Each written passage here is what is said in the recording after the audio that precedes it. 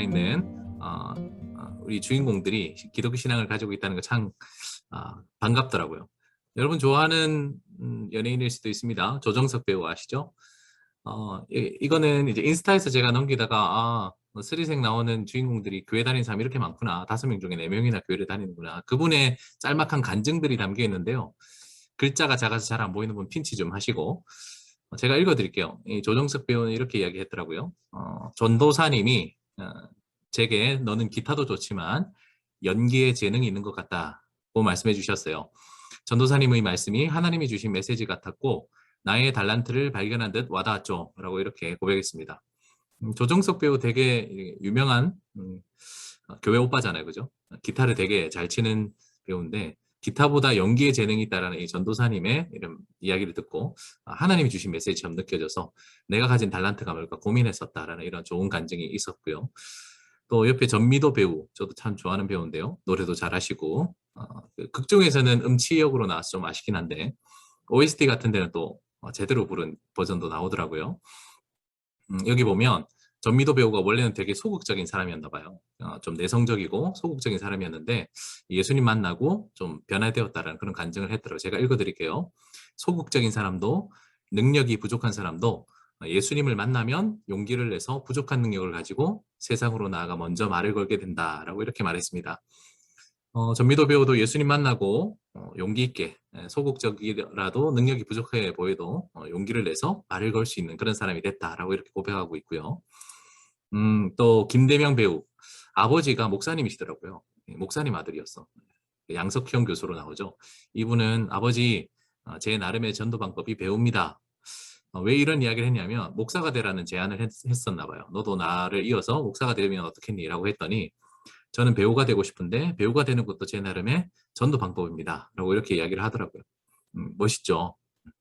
그리고 저 요즘에 되게 주목해서 보고 있는 배우인데 정경호 배우 되게 좋죠.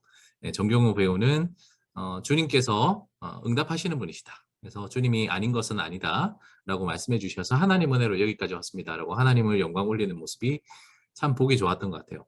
5명 주인공 중에 1명 빠졌죠. 유연석 배우 아세요? 예, 그 배우도 제가 참 좋아하는데 성당 다닌다 하더라고요. 로만 가톨릭입니다. 어쨌든 이렇게 많은 분들이 스리생을 좋아하시는 것 같아요.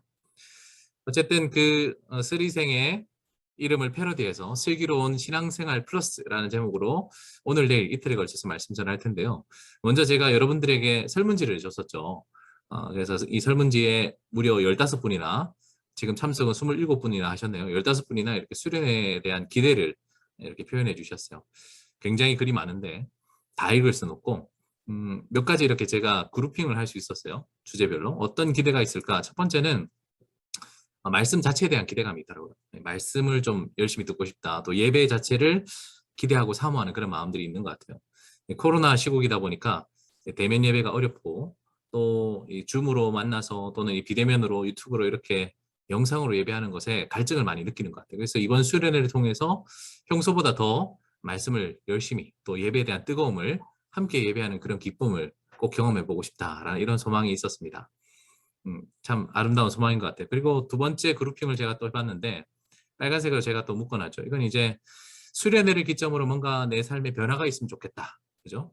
내가 그동안 너무 평범한 일상을 살았는데 2년 가까운 시간 동안 여러분들이 코로나 때문에 참 일상이 너무 단조로워졌죠. 그런데 이번 수련회를 기점해서 뭔가 변화가 있었으면 좋겠다. 풍성해졌으면 좋겠다.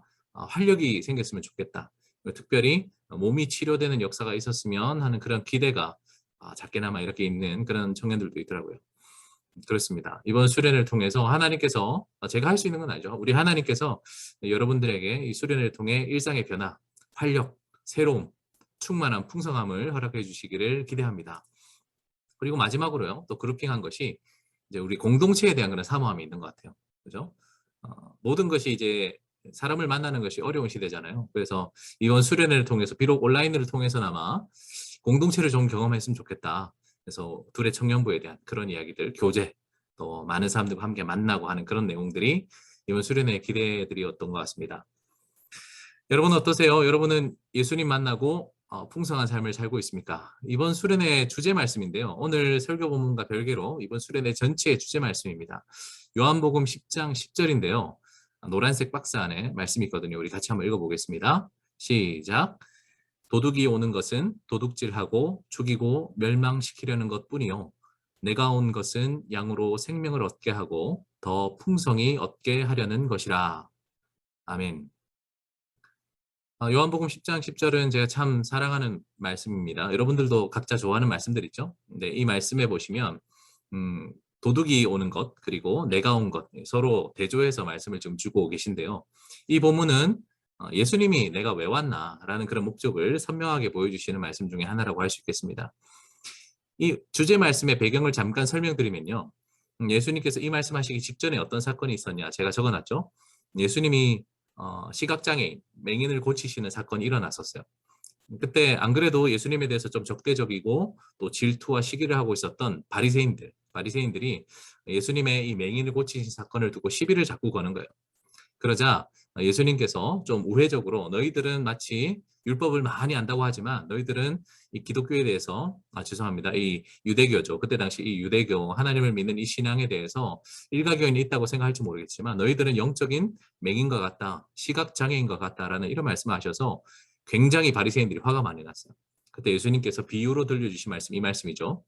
도둑이 있고 또 내가 있는데 도둑이 오는 것은 도둑질하고 죽이고 멸망시키는 것이지만 내가 온 것, 즉 예수님이 오신 것은 이 시각장애인이 눈을 뜨는 것처럼 생명을 얻고 더 풍성히 얻게 하려는 것이 예수님이 오신 목적이다라고 이렇게 말씀하고 있습니다. 이 말씀의 1차 독자 말고 우리를 한번 대입해서 생각해 보죠.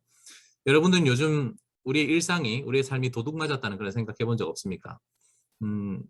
가장 쉬운 예로는 코로나 같은 상황이죠. 코로나가 우리의 일상을 송두리째 도둑질 해간 것 같은 그런 느낌 당할 수 있죠. 우리는 이 시대 변화가 너무 빨리 지나가고 있다는 것을 절감하고 있습니다. 그죠? 우리가 1년 전에, 2년 전에 준비했던 자격증이 시대가 변화함으로 말미암아 이 코로나 이 시대로 말미암아서 상당수가 더 이상 나에게 있어서 메리트가 되지 못하는 그냥 내가 그동안 노력한 것이 모두 물거품이 되어버리는 4차 산업의 급격한 물결을 타고 우리는 지금 시대 변화 가운데 서 있어요. 그래서 우리가 그동안 노력했던 수고했던 모든 그 시간들 스펙을 쌓기 위해서 자기 개발하기 위해서 노력했던 그 모든 시간이 마치 물거품처럼 살아가는 도둑질 맞은 것 같은 그런 경험을 하고 있죠. 과연 내가 졸업하는 이 학교의 학과가 나 인생을 보증해 줄 수 있을까? 내가 지금 다니고 있는 직장, 내가 지금 준비하고 있는 이 자기 개발이 과연 나의 인생을 책임져 줄 수 있을까 하는 그런 시대 변화 앞에서 나의 무력함을 많이 느낍니다. 나는 열심히 살아왔는데 나름 주위를 둘러보면 나만큼 열심히 한 사람도 참 드문데 나의 인생이 이렇게 도둑질 맞은 것처럼 그렇게 느껴질 때가 있죠. 또는 최근에 건강을 잃은 청년들이 있다면 이런 생각이 들 수도 있습니다. 전혀 생각하지 못했던 질병, 내가 전혀 기대하지 않았던 몸의 불편함이 찾아와서 이 건강의 문제 때문에 내 삶이 망가지는 것 같은 그런 느낌을 받을 때가 있죠. 마치 도둑 맞은 것처럼 말입니다. 또는 최근에 경제적인 문제로 있어서 큰 아픔을 가지고 있는 그런 청년들도 있겠죠. 제가 최근에 이제 대학생들 평균적으로 빚을 어느 정도 지는가, 부채를 얼마 정도 가지고 있는가 한번 조사를 해봤더니 1인당 약 한 3천만 원 정도를 빚진대요. 거의 학자금이겠죠. 학자금 대출과 또 여러 가지 생활 자금 같은 걸 해서 학교를 다니는 대학교 4년제를 기준으로 했을 때 대학교 4년을 마치고 졸업하고 나면 거의 1인당 평균 한 3천만 원씩은 부채가 있다, 빚이 있다라고 이렇게 얘기를 하더라고요. 많은 사람들이 안타까워하는 것이 왜 우리 집은 금수저가 아닐까 하는 그런 안타까움들이 있잖아요. 그죠? 그래서 집안이 그렇게 넉넉하지 못하면 경제적으로 이렇게 부유하지 못한 것이 기본교육, 기초교육을 받고 있는 시간 동안은 좀 괜찮았을지 모르겠지만 대학에 들어가고 또는 취업을 하면서 취업 준비를 하면서 점점 더 편차가 좀 심해진다는 걸 많이 느끼게 되죠. 경제적인 문제를 그동안 생각하지 못하다가 이제 20살이 되고 청년으로서 이 사회에 나갈 준비를 하고 또 막상 사회에서 사회생활을 하다 보니 정말 내 인생이 돈 문제 때문에 경제 문제 때문에 도둑질 당한 것 같다라는 그런 생각이 들 때가 있습니다. 때로는 관계 문제 때문에 참 힘들어하는 분들이 있을 거예요. 이성 교제 문제도 물론이고요. 또는 내가 그동안 쭉 다녀왔던 이 교회에서의 교회 공동체 신앙생활 하면서 참 고등학교 때까지만 해도 초등학교, 중학교, 고등학교 때까지만 해도 참 좋았는데 대학생 되고 나니까 이제 성인이 되고 나니까 청년으로서 이제 사회생활을 좀 하다 보니까 이 관계들이 깨어지는 것을 굉장히 크게 느낀 사람들은 어쩌다가 우리 신앙 공동체가 이렇게 망가졌을까? 누가 우리 공동체를 도둑질을 해갔을까? 그런 아픔을 경험하고 있는 청년들이 있으리라 생각합니다. 너무 이렇게 제가 지나치게 우리 입장에서 이 본문을 해석한 건지도 모르겠습니다만 어쨌든 그때 당시 사람들이든 아니면 지금 우리가 겪고 있는 상황들이든 우리는 마치 우리는 최선을 다했는데 열심을 다했는데도 불구하고 우리가 어찌할 수 없는 상황으로 말미암아 환경으로 말미암아 우리의 삶의 여러 어려움들을 우리가 경험할 때가 있습니다. 마치 도둑 맞은 것처럼 말이죠. 근데 예수님은 어떻게 하신다 그랬습니까? 예수님은 그런 도둑이 이렇게 우리를 죽이고 도둑질하고 멸망시키려고 할 때 우리에게 찾아오셔서 생명을 주신대요. 여기서 말하는 생명은 죽다 살아나는 그런 걸 말하는 것이 아니라 영원한 생명을 말하는 것이죠. 그죠? 하나님께서는 예수님을 통해 우리에게 영원한 생명을 주시고 또한 더 풍성히 얻게 하신다라고 이렇게 약속하고 있습니다. 여러분 두 가지 중에서 생명은 잘 이해할 수 있어요. 그죠? 우리가 죽으면 예수님 믿으면 천국 간다, 영생을 얻는다 이건 쉽게 이해할 수 있는데 풍성함, 여러분들 과연 얼마만큼 공감하고 살고 있습니까? 여러분 예수님 믿고 정말 풍성합니까? 여러분 정말 예수님 믿고 교회 다니면서 신앙생활하면서 이런 풍성함을 누리고 있어요? 아까 제가 말씀드린 것처럼 코로나 때문에 시대 변화 때문에 나의 건강의 문제나 경제 문제나 관계 문제 때문에 여러분 혹시 풍성함을 누리지 못하고 도둑질 당한 것 같은 내가 분명히 신앙은 있는데 예수님을 알고 예수님을 믿고 또 예수님 믿는 이 공동체 안에 속해 있음에도 불구하고 풍성함을 누리지 못한다면 이번 수련을 통해서 그 근본적인 문제가 무엇일까? 내가 왜 분명히 예수님께서는 우리에게 생명을 주실 뿐만 아니라 풍성함을 주신다 그랬는데 내가 풍성함을 누리지 못하고 있을까 고민해보고 각자의 이 문제에 대한 해답들을 찾아가실 수 있기를 바랍니다. 아까 여러분들께서 수련회 때 기대하는 것들이 있다 그랬죠? 말씀이 풍성했으면 좋겠다. 내 삶에 변화가 있었으면 좋겠다. 또 공동체를 더 강하게 경험했으면 좋겠다는 것이 이번 수련회를 통해서 우리 예수님을 더 깊이 만나시고 예수님이 우리에게 오신 목적, 우리에게 생명을 주실 뿐만 아니라 우리를 더욱 풍성하게 하신다는 이 말씀이 여러분들에게 다 응하기를 우리 주님의 이름으로 축복합니다. 오늘 제가 전할 말씀들 목차를 쭉 정해왔습니다. 어마어마하죠. 제가 그동안 설교했던 내용들이 보통 25분에서 30분 내외인데 자그마치 80분 설교를 해달라 하시더라고요. 네, 80분. 그래서 이제 80분 네, 제가 잘 할 수 있을지 모르고 저는 할 수 있어도 여러분들이 못 들을 거야 아마. 그죠? 최선을 다해서 제가 이제 브레이크 타임도 가져가면서 할 건데 여튼 오늘 이걸 다 할 수 있을지 모르겠습니다만 여튼 준비해봤습니다. 우선 첫 번째 강사 소개로부터 마지막 결단과 기도의 시간을 가질 건데 첫 번째로 저를 소개할 거예요. 여러분들이 말씀이 잘 듣기려면 네, 제가 잘 전달하는 방법도 있겠지만 강사에 대한 이해가 필요하잖아요. 그죠? 지금 여러분들이 저를 대부분 모르실 거예요. 지금 목사님 두 분 중에서도 저는 양명지 목사님하고는 조금 친분이 있는데 고 목사님하고는 아직 소통을 많이 못 해봤거든요. 그래서 서로를 잘 모르는 상태에서 지식만 전달하는 것이 무슨 의미가 있을까? 여러분들이 저에 대해서 좀 더 아는 것이 오늘 제가 전할 말씀을 이해를 돕는 데 도움이 된다 생각해서 저를 소개하는 시간을 조금 할애를 했고요. 두 번째로 본격적으로 오늘 전하려고 하는 말씀, 오늘 내일 말씀이 서로 다릅니다. 전체 주제 말씀은 요한복음 10장 10절이고 오늘 제가 중점적으로 살펴볼 말씀은 아까 읽었던 미가 6장 6절에서 8절 말씀입니다. 제목은 어리석은 신앙생활이고요. 내일 선포될 말씀은 반대로 슬기로운 신앙생활이겠죠.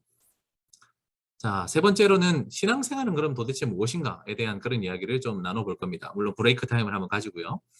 신앙생활 하면 여러분들 흔히들 생각하는 그런 여러 가지 오해들이 있을 거예요. 그 오해들을 좀 짚어주고 싶고 여러분들 이번 수련을 통해서 신앙생활 플러스 하고 싶다 했잖아요. 그죠? 잘하고 싶다.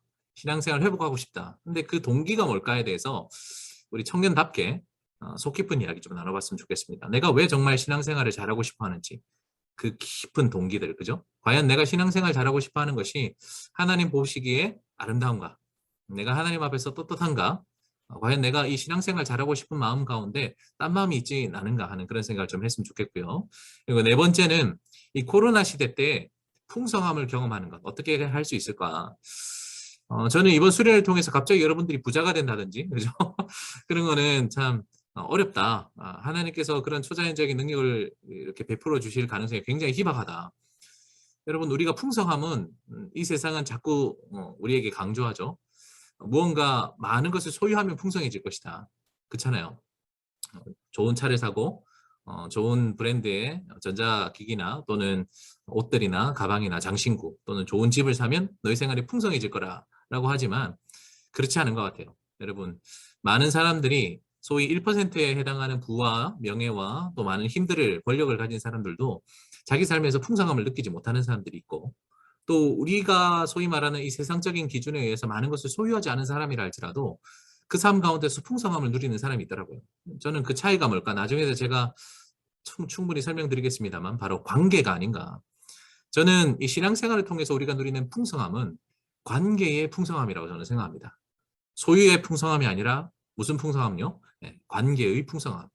그래서 하나님과의 관계가 바로 맺어질 때 그리고 좀 어려운 말입니다만 나 자신과의 관계, 그죠? 자기 자신과의 관계가 제대로 잘 이루어질 때 내가 나와 서로 사이가 좋을 때 우리는 풍성함을 느끼고 또 우리가 신앙생활하는 공동체, 그죠? 우리 두레교회 청년부라는 이 공동체가 서로 잘 지낼 때 우리는 신앙생활 하면 할수록 풍성함을 느낄 수 있고요. 또 우리가 이 세상 가운데서 계속 세상에서 6일 동안 견디다가 마지못해서 억지로 참다가 주일날 겨우 와서 이렇게 공동체에서 회복하는 것이 아니라 이 세상 가운데서도 하나님이 우리에게 주신 역할들 그 관계를 잘 맺으면 우리는 모든 삶 가운데서 풍성함을 맛볼 수 있다는 거예요. 정말 예수님께서 우리에게 주시기를 원하셨던 단순히 영생만 주시는 것이 아니라 이 관계를 통해서 풍성함을 주시겠다는 이 말씀을 나중에 한번 나눠볼 거고요. 마지막으로 오늘 말씀을 따라 묵상하고 기도하는 시간 가지겠습니다.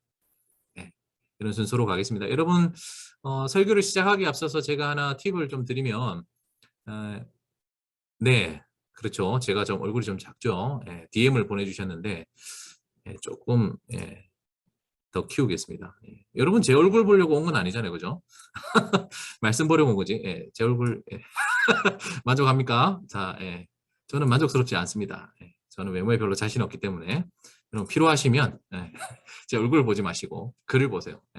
저는 외모에 별로 자신이 없는 사람입니다. 물론 하나님이 저를 지으신 거 전 믿고 신뢰하고 하나님의 부르심에는 부르심과 은사에는 후회하심이 없다는 그 말씀 저는 아멘 받아들입니다. 전 제 외모를 좋아하는데 객관적으로 세상적인 기준으로 그렇게 흠모할 만한 외모가 아니기 때문에 그렇게 키우고 싶지는 않습니다. 부담스럽죠? 줄일게요. 자, 계속 가겠습니다. 여러분 제가 지금 팁을 하나 드리면 지금 줌에 26명이 참여해 계시는데요. 좀 늦게 들어오시는 청년들을 위해서 유튜브에서도 동시 송출을 하고 있거든요. 그래서 유튜브에서 나중에도 또 시청하실 수 있다 그러니까 혹시 좀 늦게 들어오신 분들도 걱정하지 마시고 나중에 유튜브를 통해서 확인하시면 되겠습니다. 그렇다고 지금 다 유튜브로 가지 마시고요. 저는 지금 여러분하고 같이 얼굴도 보고 소통하길 원하니까 여기 계신 분들은 줌에 계속 머물러 계시고 부득이하게 줌을 사용하기 어렵거나 또는 줌에 좀 나중에 들어오셔서 전에 내용을 좀 듣고 싶으신 분들은 유튜브를 활용해 주시면 되겠습니다. 양민지 목사님 잘했죠? 네, 전 전한다고 전했습니다. 자, 그럼 본격적으로 제 소개를 하도록 하죠. 강사 소개를 하도록 하겠습니다. 저는 세 가지 주제를 놓고 저를 소개하려고 하는데요. 첫 번째는 성향입니다. 성향. 저는 좀 위로 올릴게요. 첫 번째로 제 성향에 대해서 소개하는 것은 제가 어떤 사람인가를 요즘에 MBTI를 가지고 많이 소개하더라고요. 그래서 제 MBTI를 여러분들에게 공개하면서 여러분들이 저에 대해서 좀 쉽게 이렇게 이해할 수 있는 소위 요즘 방식으로 좀 저를 소개하려고 하고 두 번째는 제가 어떤 경험을 하면서 살아왔나 그리고 마지막으로 저는 이 경험들을 통해서 어떤 가치를 깨닫고 어떤 가치를 따라 살아가는가 하는 그런 이야기를 잠깐 하려고 합니다. 첫 번째로 저는 성향이 ENFP예요. ENFP. 혹시 여러분 중에 ENFP 있습니까? 있으면 손 채팅. 있어요. 강하경 ENFP예요. 왠지 좀 느낌이 왔어. ENFP는 이제 스파크형이라 그러죠. 지루한 걸 참을 수 없습니다. 늘 새로운 도전과 또 나를 이제 설레게 하는 것들을 찾아다니는 그런 유형이고요. 앞뒤 가리지 않고 막 이렇게 덤벼들다가 나중에 이게 아닌가벼 하면서 또 다른 길로 또 가고 이런 스타일입니다. 새로운 모험을 굉장히 좋아하고요. 인싸가 되고 싶어하는 마음이 항상 있어요. 그죠? 그런 갈증이 있고 또 갈증에서 그치지 않고 계속 시도합니다.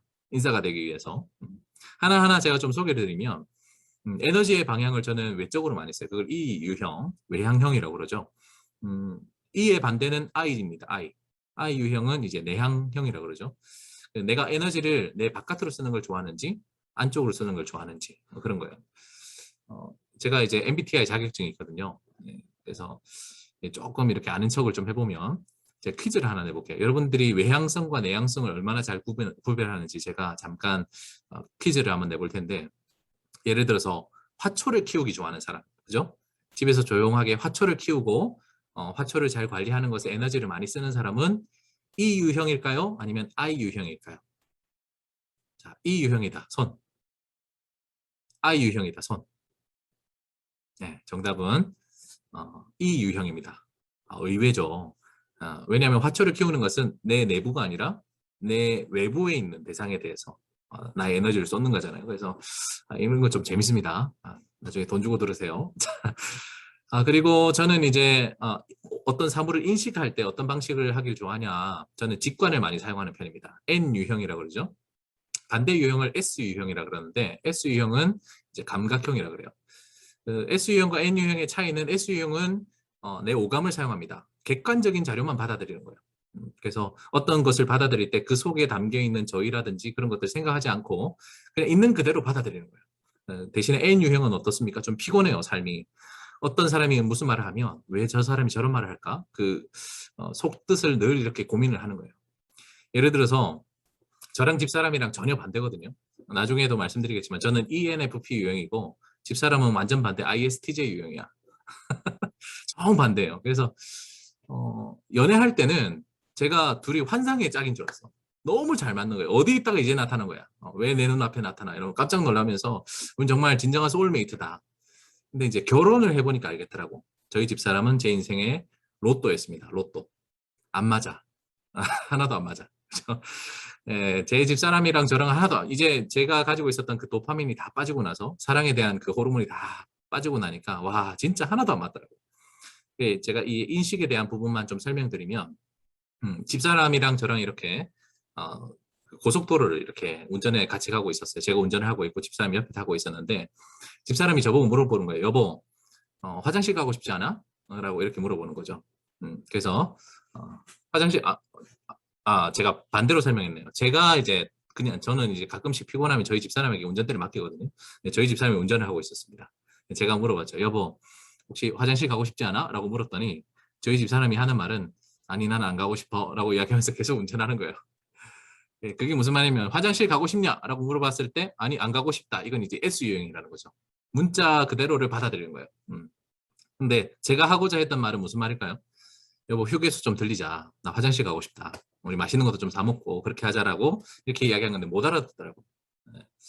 그리고 저 S 유형의 사람들은 예를 들어서 칭찬을 할 때, 목사님 오늘따라 되게 넥타이가 예쁘네요라고 이야기하면 S 유형은 감사합니다 하면서 내 넥타이가 정말 예쁘구나 그렇게 생각하는 사람이 이제 S 유형이에요.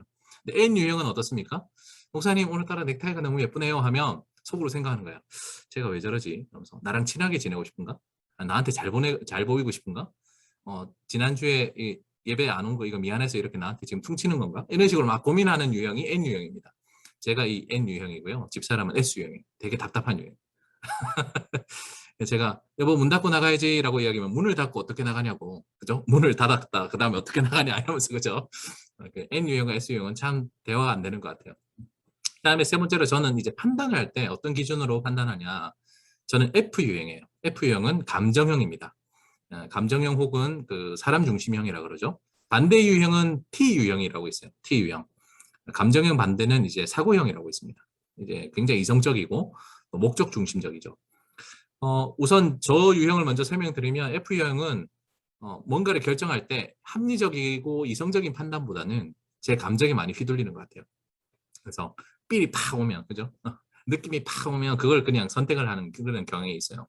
예를 들어서 친구들하고 같이 이렇게 중식당에 이렇게 식사를 하러 간다. 그럼 친구들이 뭐 먹을래? 하면 저 같은 경우는 눈치를 살펴요. 쟤들 뭐 먹나 이러면서 나 짜장면 하면 그럼 나도 짜장면 이렇게 되는 게 이제 F 유형이죠. 왜냐하면 사람을 중심으로 하니까.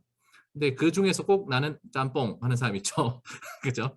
그런 사람들이 이제 내가 하고 싶은 대로 하는 거예요. 결정을 할 때 다른 사람들과의 관계나 이런 것들보다는 항상 목적, 내가 하고 싶은 것들 이런 것들 생각하면서 결정하죠.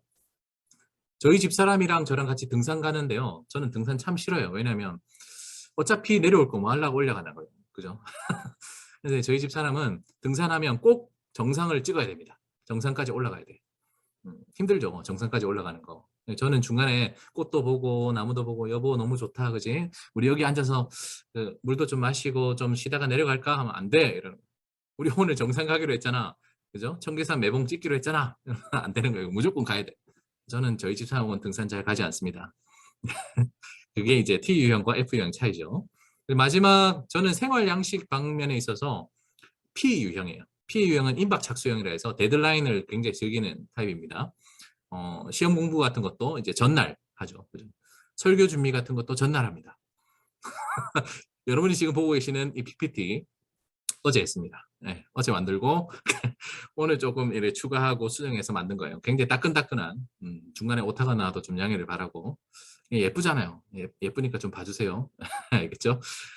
저희 집 사람은 여행 갈 때 이제 반대 유형이 이제 J 유형이거든요. J 유형은 이제 조기 착수하는 유형이죠. 계획적이고 항상 뭔가를 체계적으로 이렇게 일을 하는 미리미리 하는 스타일이에요. 저랑 집사람이랑 여행 갈 때 참 차이가 저희 집사람은 여행 갈 모든 계획을 다 짜요. 그래서 숙소부터 시작해서 어디서 밥을 먹고 어디쯤에서 화장실 한번 들리고 이런 것까지 다 해. 그래서 그 리스트를 쭉 만들어 가지고 저랑 여행 가면 그걸 이제 체크해 가는 그 재미. 그죠? 이거 했다, 이거 했다, 이거 못했다 하는 그 체크하는 재미로 가는데 저는 여행 갈 때 그냥 그날따라 바다 가고 싶어요. 여보, 바다 보러 가자. 이러면서 그냥 가는 그런 스타일입니다. 바다 보러 가다가 옆에 산이 너무 좋아. 여보 오늘 산으로 갈까 하면서 갑자기 이렇게 트는 그런 스타일이 제 스타일이에요. 그래서 임박 착수 유형이 좀 유연성이 있는데 공동체 생활할 때는 불편을 많이 끼치더라고요. 네. 저 오늘 설교하다 갑자기 다른 거 꽂히면 나갈 수도 있습니다. 자, 제 성향은 ENFP 유형이에요. 그래서 조금 어디로 튈지 모르는 이런 유형인데 저희 집 사람이 저를 잘 눌러주고 있죠. ISTJ 유형이. 저희 둘이는 어떻게 보면 참 잘 맞는 것 같아요. 서로 전혀 반대 기질을 가지고 있는 사람들이기 때문에 오히려 더 상대가 어떤 사람이겠다 예측이 가능하잖아요. 그죠? 그래서 우리 둘이는 참 잘 맞는 것 같습니다. 갑자기 또 이렇게 또 본의 아니게 또 자랑을 했네요. 자, 계속해서 보겠습니다. 저는 이제 경험에 대해서 이야기를 하려고 하는데 어떤 경험을 하며 살아왔는지 저는 모태신앙입니다. 여러분들 중에 청년들 중에 어려서부터 어머니 뱃속에서부터 교회 다닌 사람 많죠? 저희 아버지는요. 저희 부친께서는 목사님이셨어요. 큰 교회 목사님은 아니시고 작은 개척교회 목사님이셨습니다. 제가 저희 집에서 이제 성인이 될 때까지 자그마치 13번 정도로 이사를 다녔어요. 저희 아버지께서 보통 상가 건물 같은 데서 개척교회를 하셨는데 개척교회가 참 힘들잖아요. 여러분 아시겠지만 갑자기 집주인이 기분이 나빠서 쫓아내기도 하고 또는 거기에서 목회를 하시다가 좀 힘들어서 이사를 가기도 하고 그래서 저는 동네 친구들도 많이 없고요. 목사님이신 아버지에 따라서 부산을 중심으로 해서 곳곳을 많이 이사를 좀 다녔습니다. 저희 어머니는 초등학교 교사셨어요. 정년 퇴직을 하셨고 좀 이렇게 굉장히 이렇게 어찌 보면은 바른 생활 몸에 이렇게 배신 그런 분이셨습니다. 저희 아버지는 목사님이시고 어머니는 초등학교 선생님이셨어요. 어릴 때부터 신앙적인 부분에 있어서는 교육적인 부분이나 생활적인 부분에 있어서 굉장히 과잉보호를 많이 당했습니다. 그렇겠죠. 여러분 생각해도 그렇겠죠. 교회 가면 아빠가 있어. 그리고 학교를 가면 제가 다니는 학교에 엄마가 있는 거예요. 어려서부터 과잉보호를 좀 받았습니다.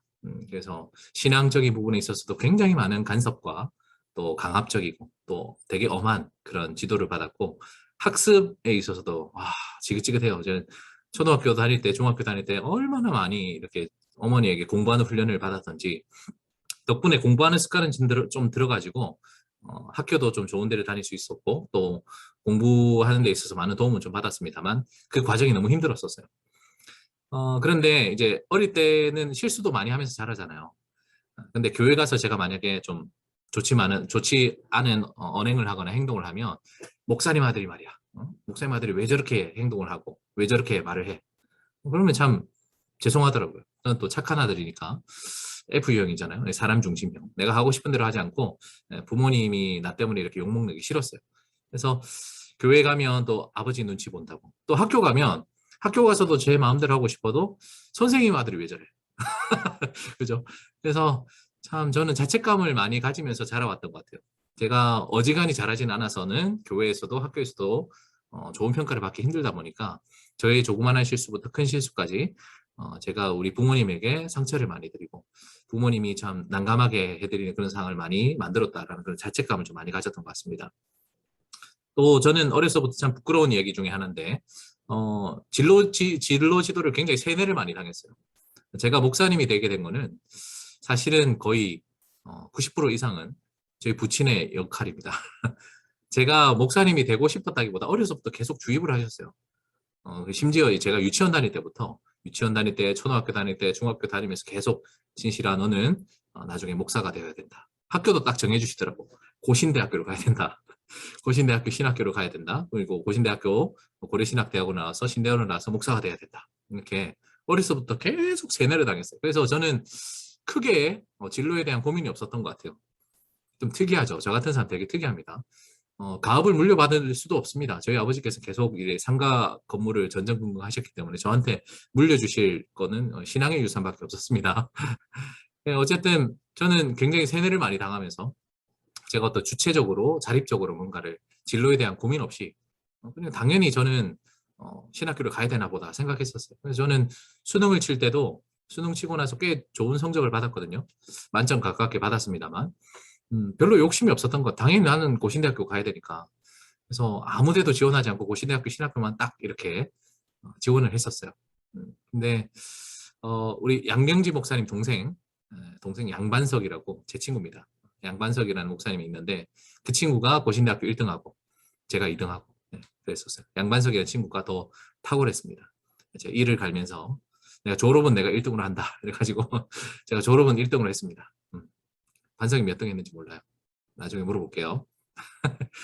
여튼 저는 고신대학교 신학과를 졸업하고 곧바로 고려신학대학원을 졸업했습니다. 학교를 졸업하고 나서 군을 이제 군 문제를 해결해야 되잖아요. 군대를 가는데 저는 신학교 1학년 때 군대 목사로 근무할 수 있는 장교로 근무할 수 있는 기회가 있었어요. 거기 이제 시험을 쳐서 하나의 은혜로 거의 턱걸이 하듯이 겨우 이렇게 군목 시험에 합격해가지고 육해공군 중에 해군에서 중위로 임관을 해서 5년 동안 군목으로서 사역을 잘 하고 이제 나올 때는 대위를 달고 나왔습니다. 그래서 저는 이제 장교 출신이에요. 그래서 병들의 삶을 잘 모릅니다. 요즘 넷플릭스에서 DP 이런 이야기 하는데 해병대 그 가혹행위들 같은 걸 저 보면서 야, 참 내가 장교로 이렇게 군생활할 수 있었던 건 어찌 보면 은혜구나. 내가 저런 험악한 환경 속에서 과연 내가 버틸 수 있었을까 하는 그런 생각이 많이 들어요. 양명지 목사님은 사병 나오셨잖아요. 그죠? 제대로 이렇게 군생활 하신 분이고 저는 조금 편하게 군생활 했죠. 5년 동안 장교 월급 많이 주잖아요. 집에서 출퇴근하면서. 그리고 장교들이지만 저는 또 제가 가진 보직이 군대 목사예요. 군목이다 보니까 제가 하는 제일 주 업무는 교회를 지키는 일이었어요. 군대 교회. 그래서 주일 나오는 애들 초코파이 나눠주고 그죠?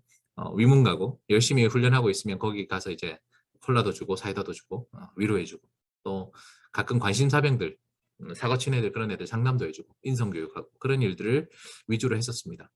군목으로 있는 동안 저는 결혼할 수 있었어요. 김해중앙교회라는 그 곳에서 만난 아까 제가 말했던 ISTJ 여인 우리 김선미라는 또 저보다 한 살 어린 자매를 만나서 결혼을 하게 되고 세 아이의 아빠로 지금 양육에 힘쓰고 있습니다. 첫째 아이는 초등학교 6학년이에요. 이제 내년에 중학생 됩니다. 시간이 금방 지나가는 것 같아.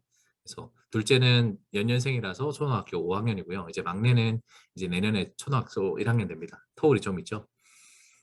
저는 그래서 그동안 이제 청년 사역을 좀 오래 할 수 있는 기회가 있었어요.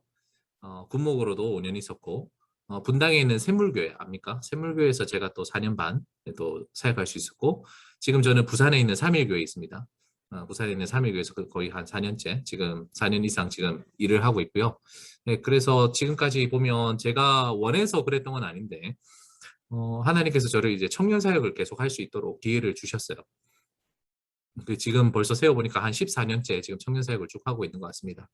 제가 이런 과정을 거치면서 저에게 어떤 가치가 생겼냐면요. 우선 이 과정을 통해서 저에게 제일 중요한 가치가 뭘까 하는 것을 저는 이제 자신 있게 말할 수 있는 것 같아요.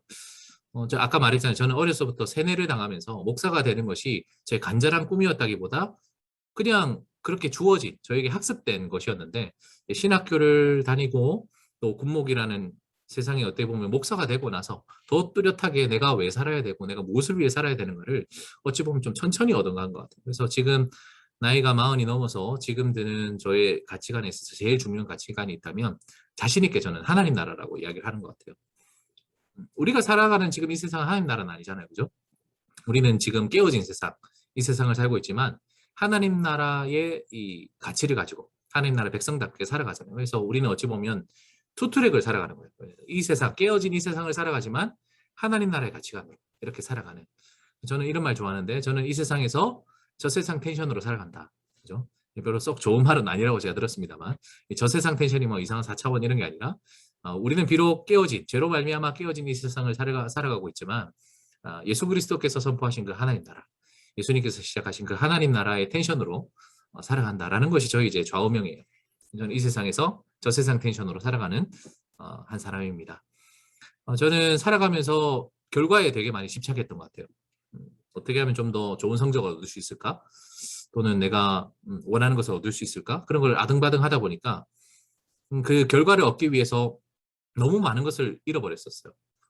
그것이 저에게 마음의 아픔이 되어서 지금 나이가 40이 좀 넘어서 지금 생각해보면 결과가 중요한 것이 아니구나. 결과는 저절로 따라오는 것이고 저에게 있어서는 과정을 앞으로 좀 더 소중히 여겨야겠다. 그런 생각을 좀 많이 하게 됐습니다. 지금 당장 내가 큰 결과를 얻지 못한다 할지라도 과정에 있어서 하나님 앞에 좀 떳떳하고 나 자신이 만족스럽고 또 내가 사랑하는 사람들에게 나는 이런 길을 걸어왔습니다라고 이야기할 수 있는 그런 과정에 좀 더 힘을 쏟는 그런 사람이 되고 싶다는 그런 가치를 가지고 살아가고 있고요. 그리고 저는 주어진 역할들이 좀 열심히 하고 싶어요. 저에게 많은 역할들이 좀 주어졌거든요. 좀 순서대로 이렇게 나와 있는 것 같은데 제가 중요하게 생각하는 역할들. 첫 번째는 좋은 남편이 되고 싶습니다.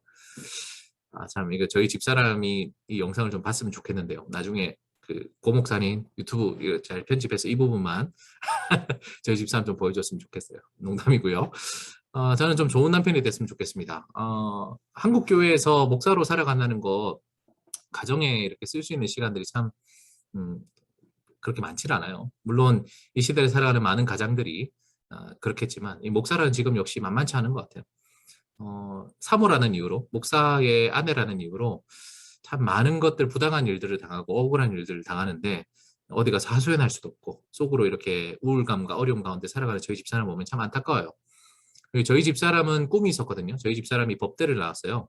그래서 이제 검사가 되고 싶은 꿈이 있었는데 저희 장모님이 돌아가셨거든요. 저는 결혼하기 전에 돌아가셨기 때문에 저는 장모님 얼굴을 몰라요. 그래서 어머니를 이렇게 암 투병하시는 가운데서 학업을 잠시 중단해야 됐고 그리고 어머니 돌아가시고 나서도 많은 방황 가운데서 겨우 학교를 졸업해야 됐고 또 저를 만나서 이렇게 결혼하는 이 과정 또 출산하는 이 과정에서 자기의 꿈을 완전히 다 놓아버린 거예요. 김선미라는 이 꿈을 다 놓아버린 거지. 그래서 저희 집사람은 참 어찌 보면 저를 만나고 자기 실현, 소위 말하는 하나님께 받은 이 소명을 이룰 수 있는 기회를 많이 박탈당한 것 같아요. 그게 저에게는 참 많은 아픔이 있어요. 그래서 지금까지는 저를 보필해주고 저를 이렇게 잘 이렇게 어찌 보면은 내조해준 그 참 고마운 사람이었는데 지금은 저는 좀 어느 정도 좀 안착이 되었기 때문에 저희 집사람, 저희 아내가 하나님 앞에 받은 자기만의 소명을 잘 이룰 수 있는 날개를 달아주고 싶은 그런 마음이 있습니다. 그런 역할을 잘 감당하고 싶고요. 저는 좋은 아버지가 되고 싶어요. 저희 아버지, 저희 부친께서는 제가 너무 안 좋은 이야기만 많이 한 것 같은데 세뇌시키고 뭐 그런 부분도 있으셨지만 저희 아버지가 가지고 있는 참 장점들, 좋은 점들을 저도 닮아서 우리 자녀들에게 좋은 아빠가 되고 싶어요. 새 아이 아빠가 되는 건 쉬운 일이 아닙니다. 양민지 목사님 잘 알고 계시죠? 진짜 빡셉니다. 그리고 저는 목사로서의 이 자기의 역할을 잘 감당하고 싶어요. 어릴 때부터 목사가 되고 싶었는데 목사가 되고 나니까 좀 멘붕이 오더라고. 저는 그동안 꿈을 이룬다는 것은 어떤 직업을 가진다는 건 줄 알았거든요. 근데 제가 목사라는 직업이 굉장히 빨리 됐어요. 27살에 제가 목사가 됐습니다. 군목이기 때문에 가능했던 거예요. 그래서 제가 27살이라는 나이에 목사 안수를 받고 나니까 멘붕이 오더라고. 그동안 내가 살아왔던 삶이 목사가 되기 위한 삶이었는데 목사가 되고 나니까 이제 어떻게 보면 제 인생에 있어서 큰 어떤 업적이 달성되고 나서 좀 당황스럽더라고요. 내가 이제 목사 되는데 뭐 해야 되지? 이런 마음들. 근데 사실은 목사가 되는 것은 사실 꿈이 아니고 직업을 가지는 거잖아요. 그죠? 어떤 직업을 가지고 어떤 일을 하고 싶은가는 더 중요한 문제인 것 같아요. 그래서 저는 하나님께 쓰임받는 하나님 마음을 시원케 하는 그런 목사가 되고 싶고 이 시대에 꼭 필요한 그런 목사님으로서 제 역할을 잘 감당하고 싶어요. 그리고 좋은 자녀로서, 좋은 사위로서, 마지막으로 좋은 국민으로서, 대한민국 국민의 일원으로서 자기 역할을 잘 감당하고 싶습니다. 제가 ENFP 성향을 가지고 있다 보니까요. 저에게 있어서 소중한 가치는 성장이에요. 성장. 새로운 것을 경험하는 걸 좋아하고 도전하는 걸 좋아합니다. 그래서 많은 돈이 든다 할지라도 많은 비용과 에너지와 또 열정이 필요하다 할지라도 그것이 저를 성장하게 한다면 기꺼이 저는 좀 투자하는 편이에요. 제 소개가 좀 길었네요. 질문이 혹시 있으십니까? 질문 있으신 분들은 말씀해 주시면 감사하겠습니다. 질문 없으신 줄 알고 나중에 혹시 질문 있으시면 제가 구글 설문지 우리 양명지 목사님 강하경 우리 청년에게 전달했거든요. 거기에다 좀 올려주시면 제가 잘 정리해서 내일 또 소개해 드릴게요. 저는 임박착수형이니까 내일 설교는 또 내일 아침에 준비합니다. 자, 이제 본격적으로 오늘 제가 여러분들과 같이 말씀 나눌 건데요. 말씀 한번 살펴보도록 하죠. 오늘 미가 6장 6절에서 8절 말씀인데요. 오늘 이 말씀을 중심으로 어리석은 신앙생활에 대해서 같이 나누도록 하겠습니다. 같이 한번 읽어보도록 하겠습니다. 네. 내가 무엇을 가지고 여호와 앞에 나아가며 높으신 하나님께 경배할까? 내가 번제물로 1년 된 송아지를 가지고 그 앞에 나아갈까? 여호와께서 천천의 수량이나 만만의 강물 같은 기름을 기뻐하실까? 내 허물을 위하여 내 맏아들을 내 영혼의 죄로 말미암아 내 몸에 열매를 드릴까? 사람아, 주께서 선한 것이 무엇임을 내게 보이셨나니 여호와께서 내게 구하시는 것은 오직 정의를 행하며 인자를 사랑하며 겸손하게 내 하나님과 함께 행하는 것이 아니냐. 아멘. 여러분, 이 말씀의 배경을 먼저 한번 살펴보도록 하겠습니다. 제가 지금 채팅창을 잘 못 보거든요. 전체 화면이 돼버려가지고 좀 급한 내용이 있으면 저한테 카톡으로 이렇게 주최 측에서 보내주시면 제가 반영하도록 하겠습니다. 오늘 이 미가서의 배경을 보시면 그때 당시 이스라엘의 제2의 황금기라고 할 수 있겠습니다. 마치 솔로몬의 때와 같이 다윗의 때와 같이 이스라엘에게 있어서 가장 황금기가 바로 이 주전 8세기경이었는데 이때 미가라는 선지자가 활동을 했었어요. 어떻게 그 시절이 이스라엘의 황금기가 될 수 있었냐 제가 적어놨죠. 당시에 이 세상을 주름잡고 있었던 아람이라는 나라의 세력이 많이 약해졌었어요. 그래서 덕분에 잠깐 이스라엘은 안보도 안정되고 정치도 안정될 수 있었어요. 그러므로 말미암아 중개무역을 통해서 이 팔레스틴에 있었던 이스라엘 사람들이 경제적으로 많은 무역을 하면서 많은 부를 축적할 수 있었습니다. 여러분, 돈이 많이 생긴다는 건 항상 좋은 것 같진 않아요. 돈이 많이 생기다 보면 사람들은 이전에 즐기지 못했던 쾌락들을 많이 쫓아 살아가게 되는 거죠. 그래서 예전에는 배만 좀 불렀으면 좋겠다 했던 사람들이 돈이 많이 생기니까 점점 더 맛있는 걸 먹고 싶은 거예요. 점점 더 귀한 걸 먹고 싶고 또 해보지 못했던 경험들, 그동안 내가 누리지 못했던 것들을 자꾸 누리고 싶어하는 그런 마음이 생깁니다. 그걸 흔히들 쾌락주의라고 하죠. 인생을 살아가는 주 목적이 쾌락을 즐기기 위한 목적이라고 할 수 있겠습니다. 이 쾌락의 끝은요, 어찌 보면 신비주의가 아닌가 싶습니다. 이 세상에 있는 것들은 내가 다 경험해봤어. 내가 이 세상에 있는 것들 웬만한 거 다 경험해봤는데 이제 사람들은 점점 더 이 세상에서 경험할 수 없는 것들을 경험하고 싶어 하죠. 마약을 찾는 이유가 그것 중에 하나가 아닌지 모르겠어요. 이 세상에서 줄 수 없는 어떤 자극들, 그죠? 환상을 본다든지 어떤 자극을 느끼기 위해서 나의 어떤 이 쾌락을 극대화시킬 수 있는 것이 바로 신비로운 것이라죠. 그래서 이 신비로움을 쫓다 보니 우리가 지은 우상들 또는 하나님이 아닌 다른 이 우상들을 숭배하면서 그런 신비적인 것을 얻고 싶어하는 그런 마음들이 그때 당시에 이스라엘에 가득했다라고 생각하시면 되겠습니다. 거기에다가 왕과 귀족들은요, 자신의 쾌락을 즐기기 위해서 하나님을 두려워하지 않고 백성들을 마음껏 수탈하고 억압하는 그런 지경에 이르렀죠. 한마디로 정말 이 미가가 있었던 당시에 이스라엘은 황금기인 동시에 암흑기였습니다. 경제적으로는 황금기였을지 모르겠지만 영적으로는 굉장히 어두운 시대였다는 거죠. 그때에 하나님께서 선택하신 한 사람이 있었습니다. 그 사람이 바로 미가고요. 미가는 선지자였습니다. 선지자는 말 그대로 하나님의 말씀을 전하는 사람이었어요. 오늘날로 꼭 같지는 않지만 목사님 같은 그런 역할이었습니다. 그때 당시 하나님이 선택하신 스피커였어요. 하나님의 말씀을 전달을 자그마치 20년 동안이나 감당했었습니다. 여러분, 20년 동안이나 하나님의 말씀을 전할 수 있다는 건 참 큰 특권이죠. 하나님께서 귀하게 사용하신 선지자라고 생각하시면 되겠습니다. 이 미가가 했던 주 업적 중에는요, 당시에 있었던 왕, 한 번씩 들어보셨을 거예요. 히스기야 왕이라는 왕을 회심시키는데 이 미가 선지자가 굉장히 큰 역할을 했었습니다. 여러분 굉장히 영향력 있는 선지자라고 아시겠죠? 여러분 오늘날 어떤 목사님이 이 대통령의 마음을, 왕의 마음을 바꿀 수 있겠습니까? 그죠?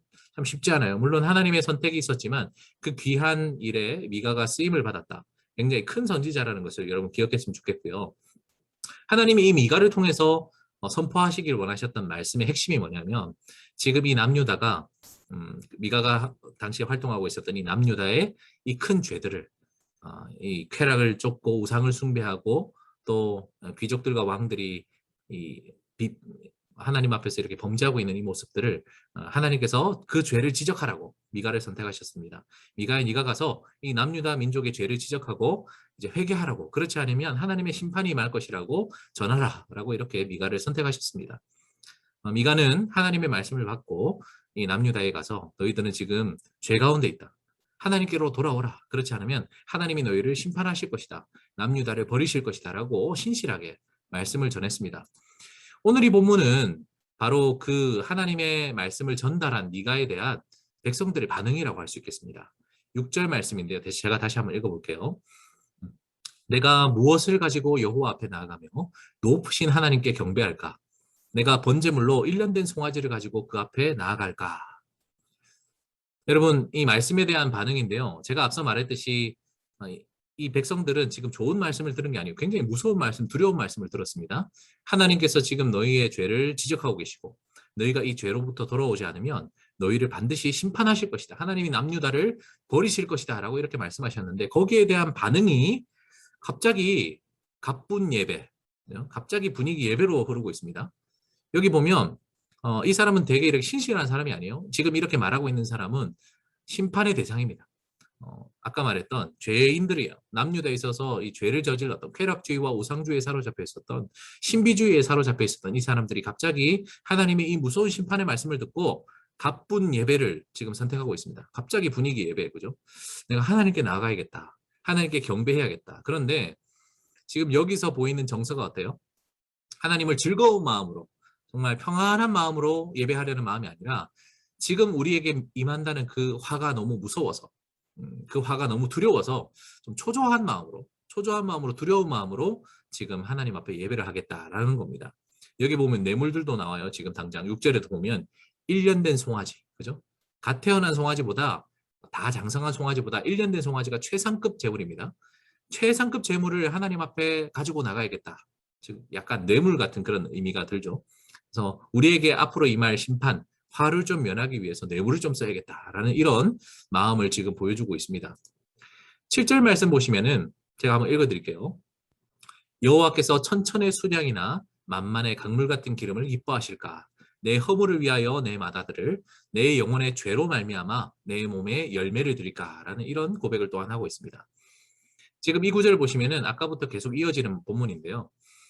내 허물이 있다, 내 영혼의 죄가 있다는 것을 인정해요.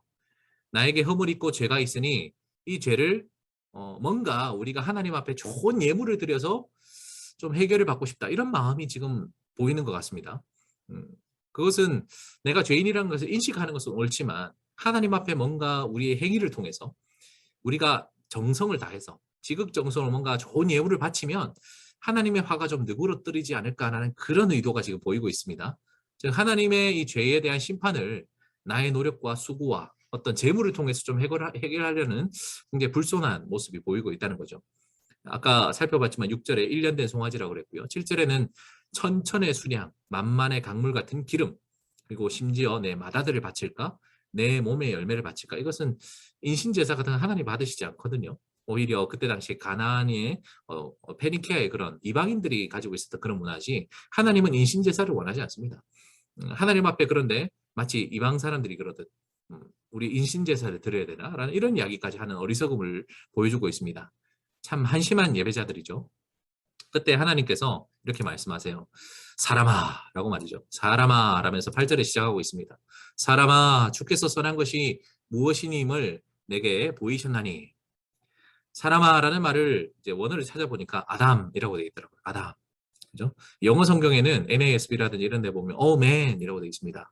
탄식이죠. 하나님이 이 남유다 백성들이 하나님 앞에 뇌물을 바치겠다. 어떻게 하면 이 심판을 면할까 하는 그 모습을 보고 네, 그죠? 탄식하시는 그런 모습이라고도 볼 수 있고요. 지금 여기서 아담 이렇게 부르시는 것은 우리가 범죄한 아담을 또한 연상하게 합니다. 여러분 아담이 먹지 말라는 선악과를 따먹고 나서 어떻게 했어요? 하나님 앞에 회개하면서 잘못했다기보다 동산에 있는 나무 사이에 숨어가지고 그죠? 무화과 나무로 치마를 만들어서 하나님 앞에 숨으려고 하는 그런 모습. 뭔가 이 상황을 내 힘과 내 노력으로 모면하겠다. 하나님께 솔직하게 나아가서 용서를 구하고 회개하는 것이 아니라 하나님 앞에 나무에 숨으면 무화과 나무로 치마를 만들어서 내 부끄러운 데를 가리면 괜찮겠지라고 생각하는 이런 모습을 연상하게 합니다. 또한 이 아담이란 말은 사람이란 말이죠. 그래서 남유다뿐만 아니라 이 말씀을 대하시는 모든 사람들, 저와 여러분들을 포함한 우리 모두에게 지금 하나님이 뭘 구하시는가라고 이렇게 말씀하고 있습니다. 하나님이 구하시는 것은 크게 세 가지입니다. 그죠? 첫 번째로 오직 정의를 행하며, 두 번째로는 인자를 사랑하며, 세 번째로 하나님께 겸손하게 동행하는 것, 하나님과 동행하는 것이 하나님이 구하시는 것이다. 그래서 하나님은요, 우리에게 어떤 재물을 원하시는 게 아니에요. 우리의 지극정성을 원하시고 우리 어떤 열심히 뜨겁게 드리는 어떤 종교 행위, 예배, 우리의 헌금, 우리 어떤 헌신 이런 걸 원하시는 게 아니에요. 사실 헌신이라고 할 때 여러분들이 오해하기 쉬운 게 헌신은 뭔가 우리 것을 드린다고 생각하잖아요. 근데 사실 우리께 있습니까? 모든 것이 다 하나님께로부터 온 거잖아요. 하나님께 받은 것을 하나님께 일부 드린다고 해서 그걸 헌신이라 말할 수 있을까? 저는요, 저희 아이들이 가끔씩 제가 사준 레고나 또 제가 사준 어떤 종이 같은 거, 색종이 같은 걸 접어서 저한테 주면 고맙긴 하죠. 근데 그것이 저희 살림살이에 아무런 도움이 안 됩니다. 그죠? 다 제가 사준 거예요. 제가 사준 걸 다시 저에게 일부를 돌려주는 거기 때문에 그 행동이 기특하고 귀엽긴 하지만 그것이 저의 영광을 막 높이거나 저의 부와 저의 영광을 높이는 것은 아니에요. 그죠? 그래서 사실 우리가 헌신이라고 할 땐 참된 헌신은 내 것이라고 말할 것이 뭐가 있을까? 다 하나님께서 주시는데 진짜 내 것이라고 할 만한 게 뭐 있을까? 곰곰이 생각해 보니까 진짜 내 거는요. 뭐밖에 없냐? 죄밖에 없어요. 내가 하나님 앞에 내가 정말 죄인입니다. 라는 것을 고백하는 그게 저는 진정한 의미의 헌신이 아닌가 생각해요. 그래서 제가 하나님 앞에 드릴 수 있는 건 제가 죄인이라는 고백밖에 없는 것 같아요. 하나님, 저는 죄인입니다. 저는 아무것도 할 수 없습니다. 저는 하나님 앞에 범죄할 수밖에 없는 그런 영혼입니다. 라고 저희 전적인 부패를 솔직하게 고백하는 것. 그것이 사실상 진정한 의미의 헌신이 아닌가. 내가 드릴 수 있는 내 것이 유일한 것이 나의 죄밖에 없지 않은가 하는 그런 생각이 듭니다. 우리 주님께는요, 어떤 것으로 헌신하든 어떤 것으로 재물을 드리든 하나님을 기쁘시게 할 수 없어요. 그죠? 주님이 기뻐하시는 것은 오직 첫 번째로 정의를 행하는 거예요. 정의를 행한다는 것은 무슨 말입니까? 하나님 말씀대로 살아간다는 이야기예요. 옳고 그름, 정의. 그것은 마이클 샌델을 아무리 읽어도 우리가 알 수 없고요. 그죠? 정의란 무엇인가 아무리 읽어도 우리는 알 수 없어요. 정의라는 것은 오직 하나님께서 주신 말씀, 그 말씀을 기준으로 해서 옳고 그른 것이 바로 정의의 기준이죠. 하나님의 말씀을 순종하는 것, 하나님이 죄라고 말씀하신 것은 내가 회개하고 더 이상 하지 않는 것, 그것이 이제 정의를 행하는 것이라 할 수 있겠죠. 그렇습니다. 하나님께서는 우리가 정의를 행하는 것을 기뻐하시지 우리가 일상 중에서 내 마음대로 살다가 주일날 잠깐 와서 예배 열심히 드리는 것, 그런 걸 바라시는 것이 아니에요. 물론 그 예배라도 안 드리는 사람들은 더 심하겠지만 예배만 열심히 드리고 월요일부터 토요일까지 심지어 예배가 마치고 나서 주일의 나머지 삶을 내 멋대로 사는 것은 정의 있는 삶이 아니에요. 그죠? 내가 아무리 종교 행위를 열심히 한다고 해도 정의와 상관없는 삶, 내 유익을 위해서 살고 내 만족을 위해서 살고 내가 하고 싶은 대로 사는 것은 결코 하나님이 구하시는 것이 아니다. 그런 사람을 보시고 하나님은 사람아, 아담 하면서 탄식하실 거예요. 두 번째로 우리가 하나님의 말씀대로 다 정의를 행하면서 살 수 있을까요? 물론 우리의 최종 목표는 거기에 있죠. 하지만 우리는 누구나 다 하나님 앞에 부족한 사람들입니다. 야고보서에 그런 말씀이 있죠. 온 율법을 다 우리가 지키다가 하나라도 우리가 이 율법을 어기면 모든 율법을 어긴 것과 마찬가지다라고 이렇게 말씀하고 있지 않습니까? 그죠? 그렇습니다. 우리는 율법을 다 지키면서 살 수 없어요. 하나님의 말씀을 다 순종할 수 없죠. 우리가 오직 사랑해야 될 것, 붙잡아야 될 것은 하나님의 헤세드, 하나님의 인자입니다. 우리는 하나님 앞에 정의를 행하는데 최선을 다하지만 그렇지 못한 우리는 무엇을 붙잡을 수밖에 없어요. 하나님의 헤세드, 하나님의 자비, 하나님이 우리를 향하신 그 사랑을 붙잡을 수밖에 없습니다. 그래서 하나님이 우리를 용서해 주신다는 것을 감사하고요. 그 용서를 사랑할 수 있어야 된다. 그것이 하나님이 구하시는 것이란 거예요. 여러분, 우리 자녀들이요, 여러분 저는 아이를 셋이나 키워봐서 조금 압니다만 자녀들이 항상 부모님 말을 듣지 않는 건 너무 잘 알고 있잖아요. 그럴 수 없다는 겁니다. 그런데 잘못했을 때, 그죠? 내가 뭔가 잘못했고 큰 내가 내가 부모님께 큰 이 심려를 끼쳐드렸을 때 어떻게 하길 부모는 바랍니까? 부모에게 와서 솔직하게 이야기해요. 아빠 잘못했어요. 엄마 미안해요. 죄송해요. 다시는 안 그럴게 하면서 진심 어린 그런 사과를 하는 모습, 그걸 기대하는 거잖아요. 그죠? 그런데 여러분 우리는 이제 청년들이잖아요. 그래서 어릴 때부터 그런 회개를 계속하면서 자라오다 보니까 이 회개한다는 것 자체에 회의를 느끼는 사람들이 있어요.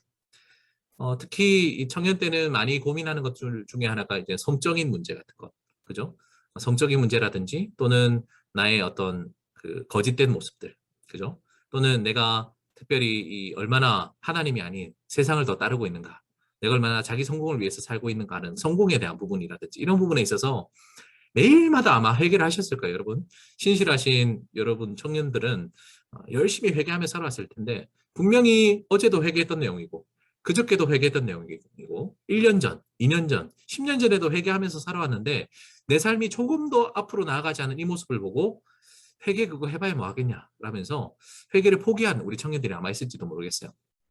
그리고 또 회개하는 것을 굉장히 하나님 앞에 미안하게 생각하는 거예요. 굉장히 좀 하나님이 내가 계속 똑같은 죄를 회개하는데 내가 염치가 있어야지 이러면서 하나님 앞에 회개하는 것을 주저하는 청년들이 있는지 모르겠어요. 여러분 그런데 제가 한 가지 예를 들게요. 여러분 샤워 매일 해야 되죠? 요즘처럼 이렇게 습하고 더운 날은 샤워 매일 해야 되잖아요. 여러분 샤워하면서 우는 사람 있습니까? 샤워하면서 내가 오늘 또 더러워졌어. 나는 샤워해도 안 되는 놈이야. 나는 앞으로 샤워를 평생 안 할 거야 하면서 나는 오늘 또 더러워졌어 하면서 샤워하면서 눈물 흘리고 막 통탄해하고 괴로워하는 사람 있습니까? 저는요 개인적으로 샤워 좋아합니다. 여러분들 샤워 좋아하죠? 저도 오늘 설교 마치고 나면 집에 가서 시원하게 샤워할 거예요. 샤워하면요 기분이 좋아서 콧노래도 나오고 그죠? 막 노래도 부르고 흥겨워서 이렇게 기분도 좋아집니다. 상쾌해지잖아요. 저는 일종의 이 회개의 시간이 영적인 샤워 시간이라고 생각합니다. 우리 청년 여러분 괜찮아요. 여러분들 우리의 마음이 우리의 중심이 하나님의 정의에 향하고 있다면 그 정의를 향하다가 우리가 실수하는 것들 오늘 또 넘어져도 하나님 앞에 그 하나님의 헤세드를 붙잡고 하나님의 인자를 붙잡고 하나님의 그 자비하심을 붙잡고 감사하고 그 인자를 사랑할 수 있었으면 좋겠습니다. 하나님은 우리가 또 영적인 샤워로 나오실 때 마다하지 않으시고 우리를 또 용서해 주시고 새 힘을 주시고 내일 또 새로운 마음으로 하나님과 함께 동행하기를 기대하실 겁니다. 마지막으로 하나님이 우리에게 구하시는 것은 하나님과 동행하는 거예요. 하나님과 겸손하게 동행한다. 여러분 우리가 하나님과 늘 함께 산다라고 말하지만 불쑥불쑥 우리는 하나님보다 나댈 때가 있어요. 나댄다 말합니까? 하나님보다 더 앞서서 내가 먼저 사고 쳐놓고 그죠? 나중에 수습해달라고 하나님한테 기도하는 하나님 제가 사고 쳤는데 좀 이거 좀 해결해 주세요. 그래서는 안 되겠죠. 우리 하나님께서 바라시는 것은 하나님과 동행한다. 즉 겸손하게 동행한다는 것은 하나님이 항상 앞서시는 거예요. 우리 청년 때는 우리가 가지고 있는 혈기 때문에 일단 저지르고 보는 사람이 많습니다. 저 같은 성향, 이 스파크 유형, ENFP 같은 사람들 일단 저지르는 사람들이 많아요. 그럴 때마다 이 말씀을 저는 묵상하면서 그래서는 안 되지. 비록 내가 가지고 있는 성향이지만 내 성향이라고 다 주장하면서 사는 것이 그게 바른 삶은 아니잖아요. 하나님 말씀을 따라서 항상 먼저 묵상하고 선묵상. 하나님 오늘 이렇게 하려는데 괜찮습니까? 하나님의 뜻은 무엇입니까? 하나님 제가 오늘 어떻게 살기를 원하십니까? 아침을 열 때 하나님의 말씀으로 우리가 먼저 묵상하고 하나님께 기도하고 난 후에 그 후에 행동하는 것. 그게 이제 겸손하게 하나님과 동행하는 거예요. 사고 다쳐놓고 일주일 내내 어지럽혀 놓고 주일날 와서 고기를 조아리면서 하나님 용서해 주십시오. 이게 아니고 그건 겸손한 동행이 아니에요. 그런 모습을 보시고 하나님이 뭐라고 말씀하신다? 오메 사람아 한식하시는 거예요. 우리 청년 여러분 이제는 그런 실수를 좀 줄였으면 좋겠습니다. 그죠? 이제 우리 더 이상 고등학생 아니잖아요. 이제 우리 성인이잖아요. 그죠? 이제 나이가 먹어가면서 우리 신앙의 연수가 자라면서 하나님과 함께 동행할 때 항상 겸손하게 동행했으면 좋겠습니다. 하나님 먼저 가시라고. 하나님께 먼저 묵상하고 하나님의 뜻을 받아서 그렇게 행동할 수 있는 저와 여러분 됐으면 정말 좋겠습니다. 말씀을 먼저 간단하게 살펴봤는데 여러분 혹시 질문 있습니까? 지금 시간이 9시 3분이네요. 큰일 났어. 벌써 1시간이 훅 지나갔습니다. 그죠? 잠시 브레이크 타임 괜찮을까요? 잠시 쉬었다가 한 5분 정도만 쉬었다가 5분 너무 짧아요. 10분 정도만 쉬었다가 다시 말씀 시작하도록 하겠습니다. 잠깐 쉴게요. 오늘 미가서에 있는 말씀을 살펴봤고 강론으로 좀 들어가 보도록 하죠. 오늘 우리 주제가 슬기로운 신앙생활이잖아요. 그죠? 근데 신앙생활에 대해서 우리에게 혹시 오해는 없는가 하는 걸 먼저 한번 살펴봤으면 좋겠습니다. 신앙생활 하면 여러분 떠오르는 게 어떤 게 있을까요? 여러분들이 신앙생활에 대해서 느끼는 것들 제가 설문지를 좀 받아봤습니다. 쭉 여러 가지 내용들이 나왔는데요. 다 읽을 수는 없고 제가 또 그룹핑을 좀 해봤거든요. 첫 번째로 요즘 신앙생활 하니까 열정이라고 생각하시는 것 좀 같아요. 그래서 신앙생활은 뭔가 열심히 열정을 가지고 하는 것이다. 그래서 요즘 신앙생활이 많이 습관적이고 식었고 무기력하고 간절하지 않고 소홀하다. 그래서 이 신앙생활이라는 것은 뭔가 열심히 해야 되는 것인데 열정을 가지고 해야 되는 것인데 내가 그렇게 하지 못하고 있다라고 이렇게 좀 이야기를 하고 있는 것 같습니다. 또 다른 그룹핑을 보면요. 신앙생활은 뭔가 계속 더 해야 되는 것이다. 이런 생각이 좀 있는 것 같아요.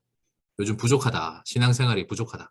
그래서 더 많은 말씀이 필요하고 더 지식이 많이 필요하고 더 기도가 많이 필요하고 더 많은 사람을 만나고 이렇게 뭔가를 많이 해야 신앙생활을 잘하는 것이다 라는 그런 생각들이 또 있는 것 같습니다. 마지막으로는 이건 참 제가 보면서 많이 놀랐던 부분인데 역시 청년들이니까 이 신앙생활에 대한 깊이가 생각의 깊이가 좀 깊더라고요. 신앙생활은 우리의 삶과 관련돼 있다라고 생각하는 것 같아요. 그래서 내가 주일날 또는 종교생활을 열심히 했는데 내 삶에 열매가 없는 것은 뭔가 신앙생활에 문제가 있다. 즉 나의 삶과 관련돼 있는 부분이다 라고 생각하는 거예요. 진로에 대한 부분이라든지 이런 것도 신앙생활과 연관되어 있다. 주일만 기독교인의 삶이 아니라 우리가 평일에도 기독교인의 삶이 필요하다라는 이런 삶과 신앙생활이 연관되어 있다라고 생각하는 분도 있었습니다. 칭찬합니다. 누가 썼는지는 자기가 알겠죠? 제가 다 익명으로 받는 바람에 누가 썼는지는 잘 모릅니다. 자, 우리가 흔히들 신앙생활이라고 하면은 뭔가 행위라고 생각하는 것 같아요. 우리가 어떤 종교적인 행위를 하는 것을 신앙생활이라고 생각하는데 대표적인 종교 행위들의 이런 것들이 있습니다. 신앙생활에 대한 3대 오해라고 제가 찾아왔는데 첫 번째는 주일 성수인 것 같아요. 주일 성수를 열심히 하는 것이 신앙생활 잘하는 것이다.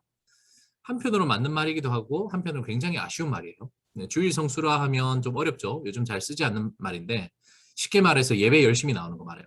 주일 공예배, 오전 예배, 오후 예배 열심히 나오는 것을 우리가 신앙생활 잘하는 거다라고 이렇게 생각할 수 있는데 반은 맞고 반은 또 틀린 말이죠.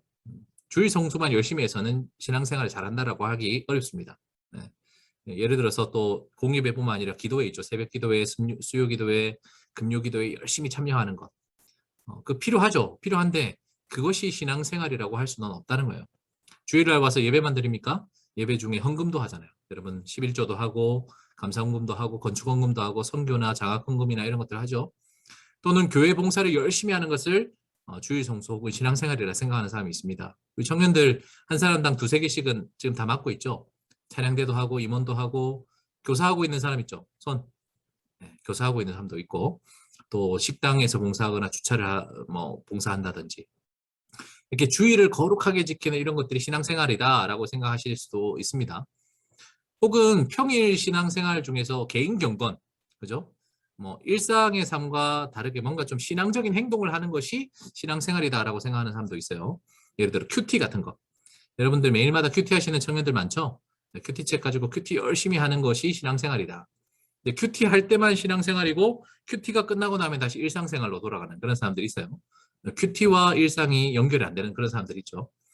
요즘은 큐티 책을 보기도 하고 워낙 유튜브 같은 것도 잘 돼 있으니까 유튜브에 기독교 관련 채널들 구독해놓고 찬양을 듣는다든지 또는 기독교 유튜버들의 어떤 컨텐츠들 같은 것 좀 시청하고 그것을 이제 개인 연구원으로 삼는 사람들이 있습니다. 혹은 전도라는 행위를 하는 것이 이제 신앙생활이다. 혹은 좀 멀리 나가는 거, 단기 선교 같은 것들 그런 것들이 이제 신앙생활이다 생각하는 사람이 있고요. 또 우리 청년들이 이 전통을 잘 지키는 것, 신앙의 전통을 잘 지키는 것이 신앙생활이다 생각하는 사람이 있습니다. 예를 들어서 술이나 담배 같은 것 하지 않는 것. 요즘은 게임을 좀 절제한다든지 미디어 절제하는 것 이런 것이 신앙생활 잘하는 것이다 생각하는 사람이 있고 또는 성 문제에 있어서 굉장히 좀 보수적인 입장을 취하는 것이 신앙생활 잘하는 것이다. 혼전 순결을 지킨다든지 동성애에 대해서 굉장히 좀 스트릭트한 그런 견해를 갖고 있다든지 이런 것이 신앙생활 좋은 것이다. 혹은 외모의 부분도 우리가 무시할 수 없죠. 염색하면은 신앙생활 잘 안 하는 사람이고, 그죠?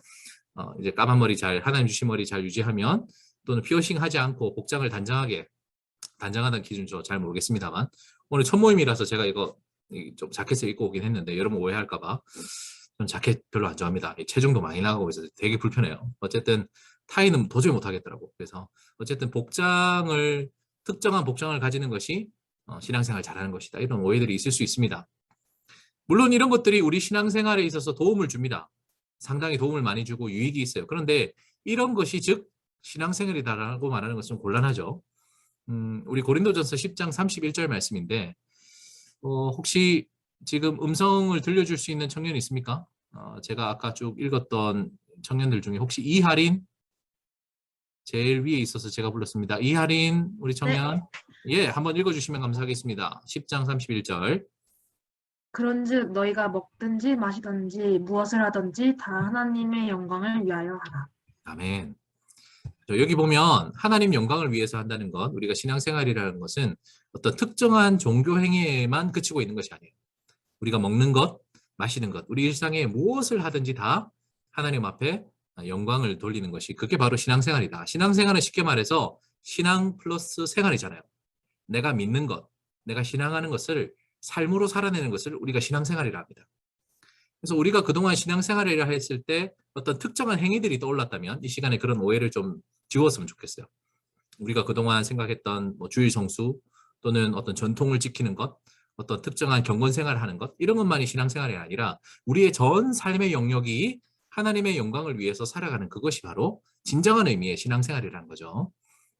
네, 계속 살펴보시면 우리가 신앙생활이라고 했을 때 행위인가 삶인가 잘 결정을 해야 돼요. 행위, 신앙의 어떤 종교적인 행위가 아니라 우리 삶 전체가 하나님의 영광을 위한, 하나님 나라의 텐션을 가지고, 저 세상 텐션을 가지고 살아가는 것이 진짜 신앙생활이다. 여러분들이 그런 신앙생활을 이제 우리가 슬기롭게 플러스 해야겠죠, 그죠? 종교 행위를 열심히 하는 청년들이 있을지 모르겠지만, 그러나 삶은 내 정작 종교 행위와 상관없는 다른 삶은 내 멋대로면, 오늘 우리가 아까 살펴봤던 이 미가에 나오는 남유다의 모습과 뭐가 다르겠습니까? 그런 청년들을 바라보시고 하나님은 사람아 이러면서 탄식하실 거예요, 그죠?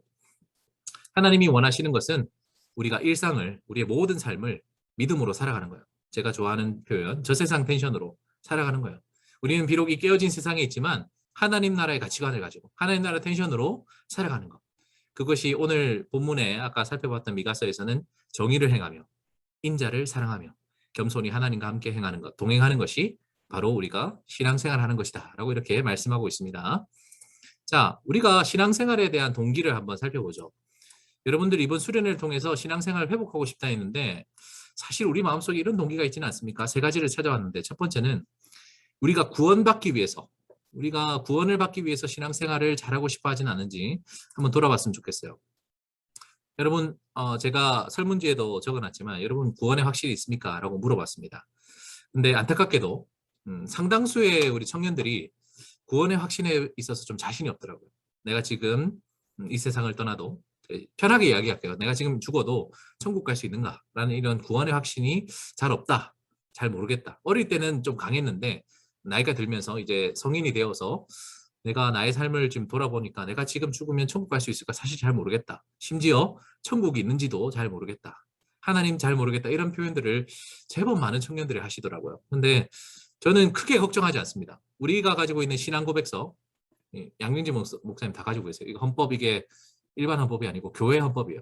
우리 교회가 가지고 있는 신앙 고백서 대교리 문답 81문을 보시면 이런 말씀이 있어요. 제가 읽어드릴게요.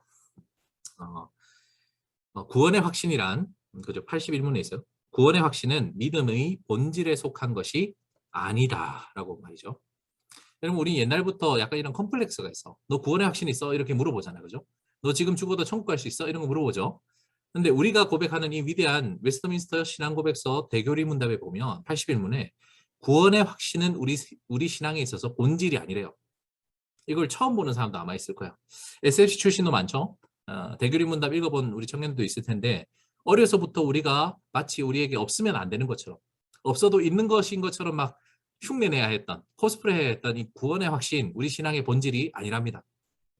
왜냐하면 계속 읽어드릴게요. 구원의 확신이라는 것이 참된 신자들도 그것을 얻기까지 오랜 시간이 걸린다.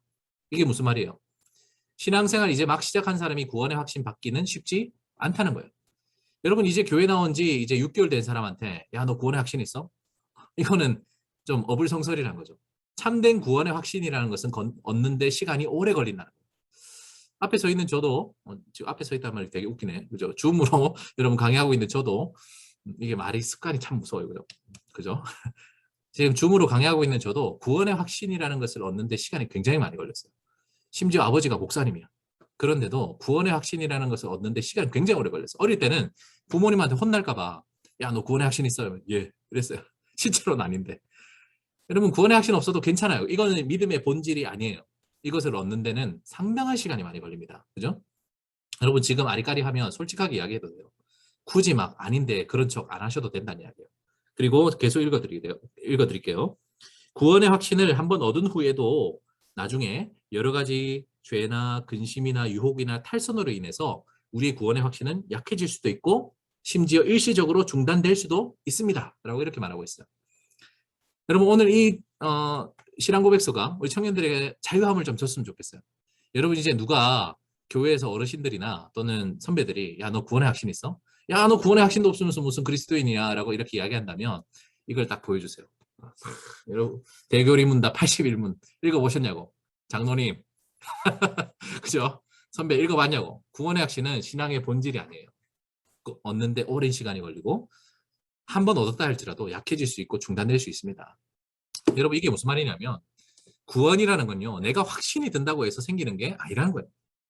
구원은요 나의 확신에 달려있지 않다는 거예요. 내가 구원받았다는 것을 세게 믿으면 점점 부산 사투리가 많이 나옵니다. 그죠? 내가 강하게 믿는다고 해서 내가 구원받는 게 아니라는 거예요. 우리가 복음을 이야기할 때 참 감사한 건요 나에게 확신이 없다 할지라도 내가 정말 이 구원에 대한 확신을 내가 가지지 않는다 할지라도 이 복음이 뭐냐면 복된 소식이 뭐냐면 천국은 공짜로 주어진다는 거예요. 선물로. 내가 뭔가 노력을 하고 수고를 하고 미가서에 나오는 이 말씀처럼 하나님 앞에 1년 된 송아지를 바치고 천천의 순양이나 만만의 수양 같은 그런 기름 같은 걸 강물 같은 기름을 막 바치고 마다들을 바치고 내 몸에 어떤 열매를 드린다고 얻을 수 있는 게 아니란 거예요. 여러분 복음은요 천국이 공짜라고 구원이 공짜라고 말씀하십니다. 공짜라는 말을 하니까 굉장히 값어치 없게 느껴지잖아요. 그게 아니라 하나님이 공짜되게 만들어 주셨어요. 하나님이 다 하셨다는 이야기예요. 그죠? 여러분 저는 학교 다닐 때 게임을 좀 좋아했습니다. 네. 신학교 다닐 때도 게임을 좀 좋아했어요. 우리 양명지 목사님 지금 좀 두려워하실 텐데 네, 우리 양명지 목사님을 조금 이렇게 어떻게 생각하실지 모르겠지만 제가 동의를 구하지 않고 좀 이야기를 하면 여러분 스타크래프트 어떻게 하면 이기는지 압니까? 스타크래프트라는 게임 양명지 목사님이랑 편을 먹으면 무조건 이겨요. 양 목사님이랑 편 먹으면 저는 무조건 이겼었어요. 지금도 잘하십니다. 네, 아마 잘하실 거예요. 총 쏘는 게임도 잘하시죠. 서든어택 어떻게 하면 잘하냐? 양명지 목사님이랑 같은 편을 먹으면 이겨요. 하나님의 절대 조건을 설명하는데 아주 중요한 도구가 되는 것 같아서 설명드립니다. 네. 제가 할 수 있는 게 없다는 거예요. 저는 그냥 묻어가면 돼요.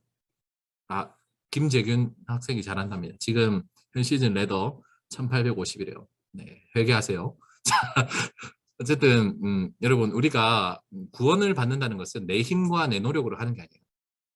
여러분 성경에 보면 구원에 대해서 좀 헷갈리는 말들을 해요. 구원을 이미 받았다. 너희는 이미 구원받았다라는 과거의 사건으로 구원을 설명하는 부분도 있고요. 또 어떤 본문에는 너희는 힘써 구원을 이루라 라는 현재적인 의미로 그런 구원을 말하는 데도 있고 어떤 곳에는 구원은 장차 임할 것이다. 장차 너희에게 온전한 구원이 임할 것이다 라고 말하는 부분이 있습니다. 왜냐하면 이게 서로 모순되는 게 아니고요. 구원은 이런 과거와 현재와 미래의 시점에 따라서 다르게 이 세 가지 측면을 가지고 있다라고 우리 신앙은 고백하고 있는데요. 우리가 이미 예수님을 믿고 예수님을 영접하고 얻게 된 구원을 칭의라고 합니다. 의롭다라고 칭해 주신 거죠. 우리는 실제로 의로운 사람은 아니지만 예수 그리스도로 옷 입게 돼서 드레스 코드를 맞춰서 내가 이제 하나님 나라에 적합한 사람이 되었다. 그래서 하나님께서 실제로 우리가 의인은 아니지만 예수 그리스도로 우리를 옷 입혀 주셔서 우리가 이미 의로운 사람으로 하나님이 칭해 주셨다라는 것을 칭의라 그럽니다. 그죠? 그거는 과거적인 구원을 말하는 거예요. 그리고 현재 내가 지금 예수 그리스도 옷 입고 있지만 내 속사람은 어때요? 아직 완전히 구원받지 못했잖아요. 날마다 죄를 짓고 하나님 앞에 넘어지고 그래서 주님을 닮아가기 위해서 주님 부르시는 그날까지 내가 천국 가는 그날까지 주님 닮아가는 과정 sanctification이라고 그러죠. 성화라는 이런 현재적인 구원도 있습니다. 그리고 마지막으로 주님 다시 오셔서 하나님 나라를 완전히 회복하실 때 우리에게 임할 온전한 구원, 그것을 glorification, 영화라 그러죠. 그래서 미래에 있을 구원을 말하는 거예요. 그래서 우리가 흔히들 칭의와 성화와 영화에 대해서 말하는데 칭의, 과거적인 이 구원과 영화는 왠지 하나님이 하시는 일 같고 우리가 이 땅을 살면서 주님 닮아가는 이 성화, 그죠? sanctification은 왠지 우리가 해야 될 우리 숙제처럼 느껴지는 사람들이 있어요. 그래서 신앙생활을 이 성화를 목적으로 숙제처럼 하시는 분이 있어요. 여러분 숙제하면서 풍성함 누리는 사람 있습니까? 여러분 대학교 과제 많죠? 이제 이야기 시작하니까 리포트도 많고 조별 과제도 많고 과제하면서 와 나는 너무 풍성한 대학생활을 보내고 있어. 행복해하는 분 있어요? 여러분 과제는 우리에게 풍성함을 주지 못합니다. 여러분 신앙생활이라는 게 우리에게 숙제가 되는 순간 우리에게 주어진 과제가 되는 순간 이것은 우리에게 풍성함을 주지 못해요. 예수님께서는 우리에게 생명을 주시고 풍성히 누리려고 하셨나 했는데 우리에게 만약에 신앙생활을 과제로 이거 주님 오시는 그날까지 어디까지 풀어놔? 해놔? 이러면 우리는 그것은 이제 더 이상 복음이 아니죠. 그것은 우리에게 풍성함이 아니에요. 여러분 성화도 사실 우리의 몫이 아니라 성화도 하나님이 하시는 일이랍니다. 여기에 대해서는 나중에 또 설명드릴 수 있는 시간이 있을 거예요. 따라서 우리가 신앙생활을요 구원받기 위해서 하는 건 아닙니다. 여러분 이게 사실은 순서가 중요한데요.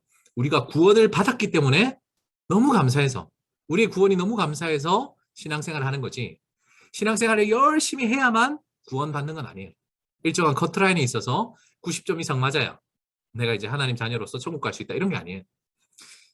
우리가 살아가는 세상은 항상 이렇게 보상이 중요하잖아요. 우리가 열심히 수고하고 애를 써서 일정 수준 이상 커트라인 넘어야 통과되는 거죠. 1차 합격, 2차 합격. 근데 그것은 복음이 아니죠. 그것은 우리의 보상이에요. 그죠? 그것은 우리가 공정함과 따져야 될 이 시대의 어떤 보상에 대한 부분이라면 우리가 누리는 이 구원이라는 것은 거저 주시는 거예요. 하나님이 우리를 사랑해서 우리는 비록 죄인이지만 그죠? 로마서 5장 8절 말씀 보면은 우리가 아직 죄인 되었을 때 그리스도께서 우리를 위하여 죽으심으로 하나님이 우리를 향한 자기 사랑을 확증하셨다고 그랬잖아요. 우리가 아직 죄인이지만 우리는 아무것도 하나님 앞에 내세울 게 없지만 하나님께서 우리를 칭의하셨고 우리를 성화하시고 우리를 영화롭게 하실 것이다라는 것이 우리의 신앙의 중심이 되었으면 좋겠습니다. 이 기본을 회복해야 신앙생활이 우리의 즐거움이 되는 거예요. 더 이상 내가 주일 성수하지 못한다고 내가 전통을 지키지 못한다고 내가 어떤 경건 생활을 하지 못한다고 그것을 마치 숙제를 하지 못해서 하나님 앞에 죄송하고 초조한 마음이 아니고 내가 받은 이 구원에 우리가 푹 잠길 때 내가 받은 구원이 얼마나 귀한 것인가를 깨달을 때에 신앙생활은 저절로 되는 거예요. 그죠? 또는 어떤 청년들은 원하는 게 있어서 바라는 게 있어서 신앙생활 열심히 하는 청년들도 있습니다. 입원하고 있어요. 여기 보면 우리가 뭔가를 바라고 하는 신앙생활을 기복신앙이라고 그러죠. 복을 받기 위해서 또는 나에게 임할 화를 면하기 위해서 아까 살펴봤던 미가에 있는 말씀처럼 하나님이 남유 다 심판하신다니까 어떡하지? 갑분 예배, 그죠? 갑자기 분위기 예배 드리고 이렇게 하는 것을 기복신앙이라고 그래요. 우리는 기브 앤 테이크에 굉장히 익숙합니다. 뭔가를 줘야 받을 수 있다는 거예요. 그래서 우리가 청년들이 여러분 신앙생활 열심히 하는 이유가 뭔가 하나님 앞에 받고 싶은 게 있어서 열심히 하는 분들이 있습니다. 그죠? 예를 들어서 내가 원하는 대학에 진학하기 위해서 내가 원하는 배우자를 만나기 위해서 또 내가 원하는 직장에 취업하기 위해서 내가 원하는 것을 얻고 내가 건강을 얻기 위해서 내가 관계의 회복을 위해서 하나님께 정성을 기울이면 내가 열심히 1년 된 송아지를 바치면 그죠? 천천의 순양과 만만의 강물 같은 기름을 바치면 하나님이 나에게 좋은 것을 주시지 않을까. 여러분 인간관계에 있어서 흔히들 이런 기브앤테이크가 중요하잖아요. 관계를 잘 맺어둬야 나중에 급한 일이 있을 때 뭔가 부탁을 할 수 있죠. 그죠? 그런 차원에서 하나님과의 신앙생활을 생각하는 것은 좀 곤란하다. 하나님은요. 물론 인격적인 분이시지만 하나님은 절대 주권을 가지고 계신 분이세요. 천하에 욥보다 의로운 사람이 없다 그랬어요. 욥이라는 사람 알죠? 구약 성경에 나오는 욥이라는 인물. 천하에 욥보다 의로운 사람이 없지만 하나님은 얼마든지 절대 주권으로 욥에게 고난을 허락하실 수 있는 분이세요. 하나님의 절대 주권이죠. 하나님은 결코 자동 판매기가 아니에요. 결코 어떤 기계가 아닙니다. 우리가 일정한 수준의 신앙생활을 유지하면 하나님은 우리에게 거기에 응하는 복을 주실 것이다. 우리가 500원짜리를 넣으면 500원짜리 상품이 떨어지는 그런 자동 판매기 밴딩머신이 아니란 거예요. 우리 하나님은 절대적인 주권을 가지고 계신 분이라서 복 줄 사람에게는 복을 주시고 화를 주실 분에게는 화를 주시는 분이세요. 우리가 하나님과 뭔가 거래의 목적으로 기브 앤 테이크, 기복신앙으로 신앙생활하는 것은 결코 우리에게 풍성함을 주지 못한다. 이런 마음으로 신앙생활 하는 분들은요, 우리 청년들은 삶의 어려움이 찾아오잖아. 그러면 내가 요새 11조를 제대로 안 해서 그런가? 실제로 그렇게 생각하는 사람이 있어요. 나에게 뭔가 좀 가정에 불화가 갑자기 생겼어. 어려움이 생겨서 내가 이성교제에 있어서 성문제를 내가 제대로 하나님 앞에 순결하지 못해서 그런가?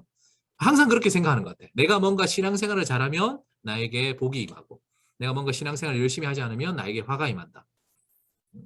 그런데 우리가 꼭 기억해야 될 것은 우리가 어떻게 기도하더라도 하나님 앞에 어떤 신앙생활을 하더라도 하나님은 이 세 가지의 응답을 하나님의 절대 주권 하에서 우리에게 주십니다. 첫 번째는 여러분 기도할 때 우리가 기도 응답이라는 것은 내가 기도한 그대로 이루어지는 거잖아요. 예를 들어서 배우자를 위한 기도 1번, 2번, 3번, 4번 막 구체적으로 기도하면 하나님이 그대로 응답해 주시길 그렇게 기도하기도 하죠. 그죠? 하나님은 근데 그런 식으로 내가 요구한 것 그대로 응답해 주시는 예스의 응답을 주실 때도 있습니다만 대부분 하나님께서는 no라고 응답하실 때도 있어요. 내가 1번부터 10번까지 구체적으로 열심히 믿음을 가지고 기도했는데 하나님은 no 안 들어주실 때가 있어요. 성경에도 보면 다윗 같은 경우에 다윗이 바세바라는 유부녀랑 원나잇 스탠드를 가졌죠. 그래서 아기가 생겼어요. 그 아기가 이제 시름시름 태어나자마자 죽어가죠. 그래서 하나님 앞에 기도합니다. 하나님 잘못했어요 하면서 일주일 동안 식음을 전폐하면서 금식하면서 기도했습니다. 다윗이 믿음을 가지고 하나님이 제발 이 아이를 살려달라고 기도했지만 하나님은 no 들어주지 않으셨어요. 만약에 하나님이 그 다윗의 기도를 들어주셨다면 어땠을까?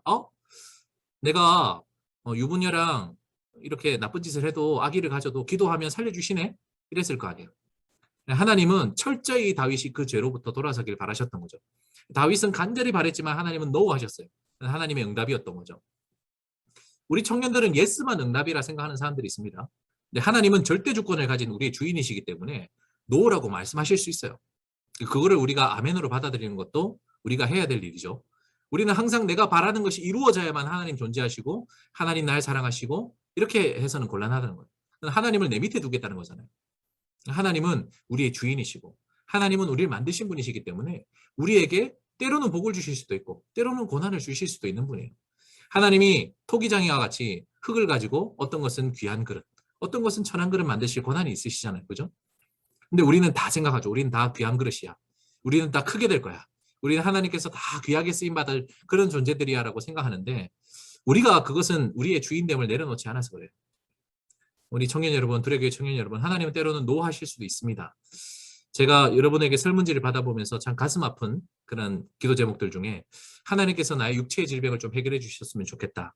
저는 믿습니다. 우리 하나님은요, 전능하신 분이시기 때문에 우리의 질병 좀 해결하는 건 아무것도 아니세요. 근데 때로는 하나님께서 우리가 생각하지 못하는 하나님의 꼭 필요하신 이 사역에 때로는 우리의 질병을 사용하실 때가 있습니다. 그게 나의 취향도 아니고 나의 바람도 아니었고 나의 기도 제목도 아니었지만 하나님은 때로는 내가 구하는 것과 전혀 상관없는 방식으로 내가 구한 것과 전혀 다른 방식으로 하나님의 일을 하실 때가 있더라고요. 여러분 지금은 이런 시간들이 참 원망스러울 수 있어요. 내가 그토록 바랬는데 하나님께서는 나의 원하는 것을 들어주지 않으시고 내가 이것만큼은 제발 좀 남겨달라 한 것마저 앗아가시는 것 같은 그런 느낌을 받을 때도 있지만 여러분 시간이 조금만 지나보면 하나님은 내가 생각하고 내가 상상한 것보다 항상 더 좋은 것을 주시는구나 하는 것을 여러분들 꼭 경험할 수 있기를 바랍니다. 지금 이 고난의 시간을 보내고 있는 청년들에게는 참 가슴 아픈 이야기죠. 당장 지금 줌을 꺼버리고 싶은 그런 마음 아픈 이야기겠지만 저도 아직 그런 과정을 거치고 있고요. 아마 여기 계신 모든 분들이 다 그런 과정을 거치고 있을 거예요. 하나님 앞에 간절히 뭔가를 바라면서 열심히 신앙생활하지만 들어주지 않으실 때 때로는 나의 욕심을 잠깐 내려놓고 하나님 도대체 저에게 주신 이 핸디캡 가운데 저의 이 고난 가운데 어려움 가운데 하나님 도대체 뭘 원하십니까? 하나님의 요구에 좀 더 귀를 기울인다면 여러분들 신앙생활에 풍성함이 자유로움이 좀 더 찾아오지 않을까 저는 믿습니다. 때로는요 하나님께서는 예스도 아니고 노도 아니고 침묵하실 때도 있어요. 하나님이 기다저다 말해 주시면 참 좋겠는데 너무 오랫동안 침묵하실 때가 있어요. 하나님은 wait, 기다려라. 아직 너의 때가 아니다 라고 기다리라 하실 때도 있습니다. 우리 청년의 때가 아마 이 wait라는 응답을 참 많이 받을 때가 아닌가. 여러분 참 오랜 시간 동안 하나님 앞에 기도하고 부르짖었지만 하나님으로부터 그 어떤 사인도 받지 못해서 답답해 하시는 여러분 있죠. 포기하지 마세요. 아직 여러분의 때일지 모르겠지만 하나님의 때가 임하지 않아서 기다리라 하시는 거니까 존버하십시오. 존귀하게 버티십시오. 알겠죠? 존버하시고 여러분들 계속 기다리면서 하나님께서 주실 이 은혜들을 꼭 놓치지 않고 끝까지 성취하실 수 있길 바랍니다. 마지막으로 우리가 신앙생활 하려고 하는 이 마음 가운데는 열심히 하고 싶어 하는 마음에는 자기 성장을 위해서 열심히 하려는 분들도 있어요. 이 신앙생활도 일종의 영적인 스펙처럼 생각하는 사람도 있어요. 내가 열심히 주일 성수하는 것이, 새벽기도 열심히 나오는 것이, 이런 저런 봉사를 하고 단기 선교를 경험하고 하는 것이 내가 이 교회 안에서 영적인 스펙, 페이스 스페시피케이션, 그죠? 페이스 스펙을 쌓는 그런 느낌으로 여러분들 신앙생활 하는 분이 있습니다. 여러분들이 주신 이 설문지 중에는 내가 지식이 많이 부족한 것 같다. 성경 지식을 좀 많이 쌓고 싶다라는 분이 있는데 혹시 그 마음 깊은 곳에 내가 성경 지식을 많이 모르는 것에 대한 컴플렉스가 있진 않은지, 혹은 내가 많은 지식을 가져서 이걸 과시하고 싶은 그런 마음이 있진 않은지 한번 살펴봤으면 좋겠어요. 그게 신앙생활은 아니거든요. 여러분들이 아무리 많은 성경 지식을 가지고 있다 해도 그것을 살아내지 않으면, 그것이 나의 삶에, 나의 생활에 이르지 않으면 그것은 종교 행위일 뿐이에요. 그죠? 또는 모태신앙, 저처럼 모태신앙인 사람들은 영적인 신비한 경험을 많이 쌓고 싶어하는 사람들이 있어요. 모태신앙이라는 것이 컴플렉스인 사람이 있거든. 가끔 이제 나눔을 하다 보면 어떻게 예수님을 믿게 됐는지 굉장히 드라마틱하게 이 방황 가운데서 예수님을 모르다가 참 기적을 경험하고 하나님을 만나게 된 그런 친구들 보면 부러움을 느낄 때가 있어요. 나도 저런 경험이 있으면 좋겠다. 그죠? 모태신앙들이 가지고 있는 그런 컴플렉스인데 여러분 중에 공감하는 사람이 있을지 모르겠다. 그런데 이 모태신앙인 사람들이 그런 목적으로 신앙생활을 도전하시는 것은 하나님 앞에 풍성함을 가져다 주지 못합니다. 하나님은요, 모든 사람들이 다 각양각색 다르게 하나님께서 부르시고 또 그들을 사용하세요. 모태신앙인 청년들은 그 모습 그대로 하나님께서 사용하실 계획을 가지고 있으신데 여러분들이 괜히 드라마틱하게 나는 디모데 같은 그런 유행은 싫어. 난 사도 바울처럼 담에색에서 꼬꾸라지고 갑자기 하나님을 경험하는 그런 체험을 하고 싶어하는 분들이 있을지 모르겠지만 그건 하나님 보실 때에 하나님의 계획이 아니기 때문에 결코 우리는 풍성함을 거기서 얻을 수는 없습니다. 또는 신앙생활 열심히 하는 이유가 제가 좀 건너뛰어서 세상으로부터 좀 도피하고 싶어서 그런 경우가 있어요. 우리 청년 때 해야 될 여러 과업들이 있잖아요. 그죠? 배우자를 탐색하고 진로를 설정하고 또 내가 앞으로 사회 구성원으로서 이렇게 감당해야 될 그런 우리에게 주어진 이 시대적인 그 나이에 맞는 사명들이 있는데 그걸 좀 도피하고 신앙생활 열심히 하면 알아서 하나님이 길을 열어주시지 않을까. 그죠? 그래서 내가 해야 될 자격증 따는 일 소홀히 하고 또 공부할 거 소홀히 하고 내가 준비해야 될 것들을 미루면서 맨날 교회 와 있는 거야. 교회 와서 찬양 연습하고 애들하고 놀고 교회에서 교제하고 이러면 열심히 신앙생활하면 하나님이 내 인생 책임져 주시지 않을까. 글쎄요. 저는 제가 믿는 하나님은 공의로우신 하나님이에요. 콩 심은 데 콩 나고 팥 심은 데 팥 나는. 공부 하나도 안 하고 맨날 기도원 다니고 신앙생활 한다고 막 이렇게 종교생활하는 그런 청년들이 취업 척척대고 이런 하나님이면 저는 좀 공정하지 않은 하나님 같아요. 저는 그런 하나님에게 화가 좀 날 것 같아요. 여러분 신앙생활은요. 우리가 종교 행위에만 달려있는 것이 아니라 우리 일상 전 영역에 있는 것입니다. 오늘 여기까지 해야 될 것 같아요. 제가 준비한 말씀이 지금 뒤에 쭉 있거든요. 어떤 관계를 회복해야 될 것이 이런 거는 내일 이제 또 살펴봐야 될 것 같고 이제 이 시간 기도로 이 시간 정리하는 시간 좀 가졌으면 좋겠습니다. 제가 말씀을 더 전했다가는 내일 안 올 것 같아. 내일 꼭 오세요. 알았죠? 우리 이 시간 말씀을 놓고 같이 기도하는 시간 좀 가졌으면 좋겠는데 먼저 여러분 노트 하셨죠? 필기하신 그 내용을 보고 말씀 묵상을 잠깐 하시고 기도했으면 좋겠어요.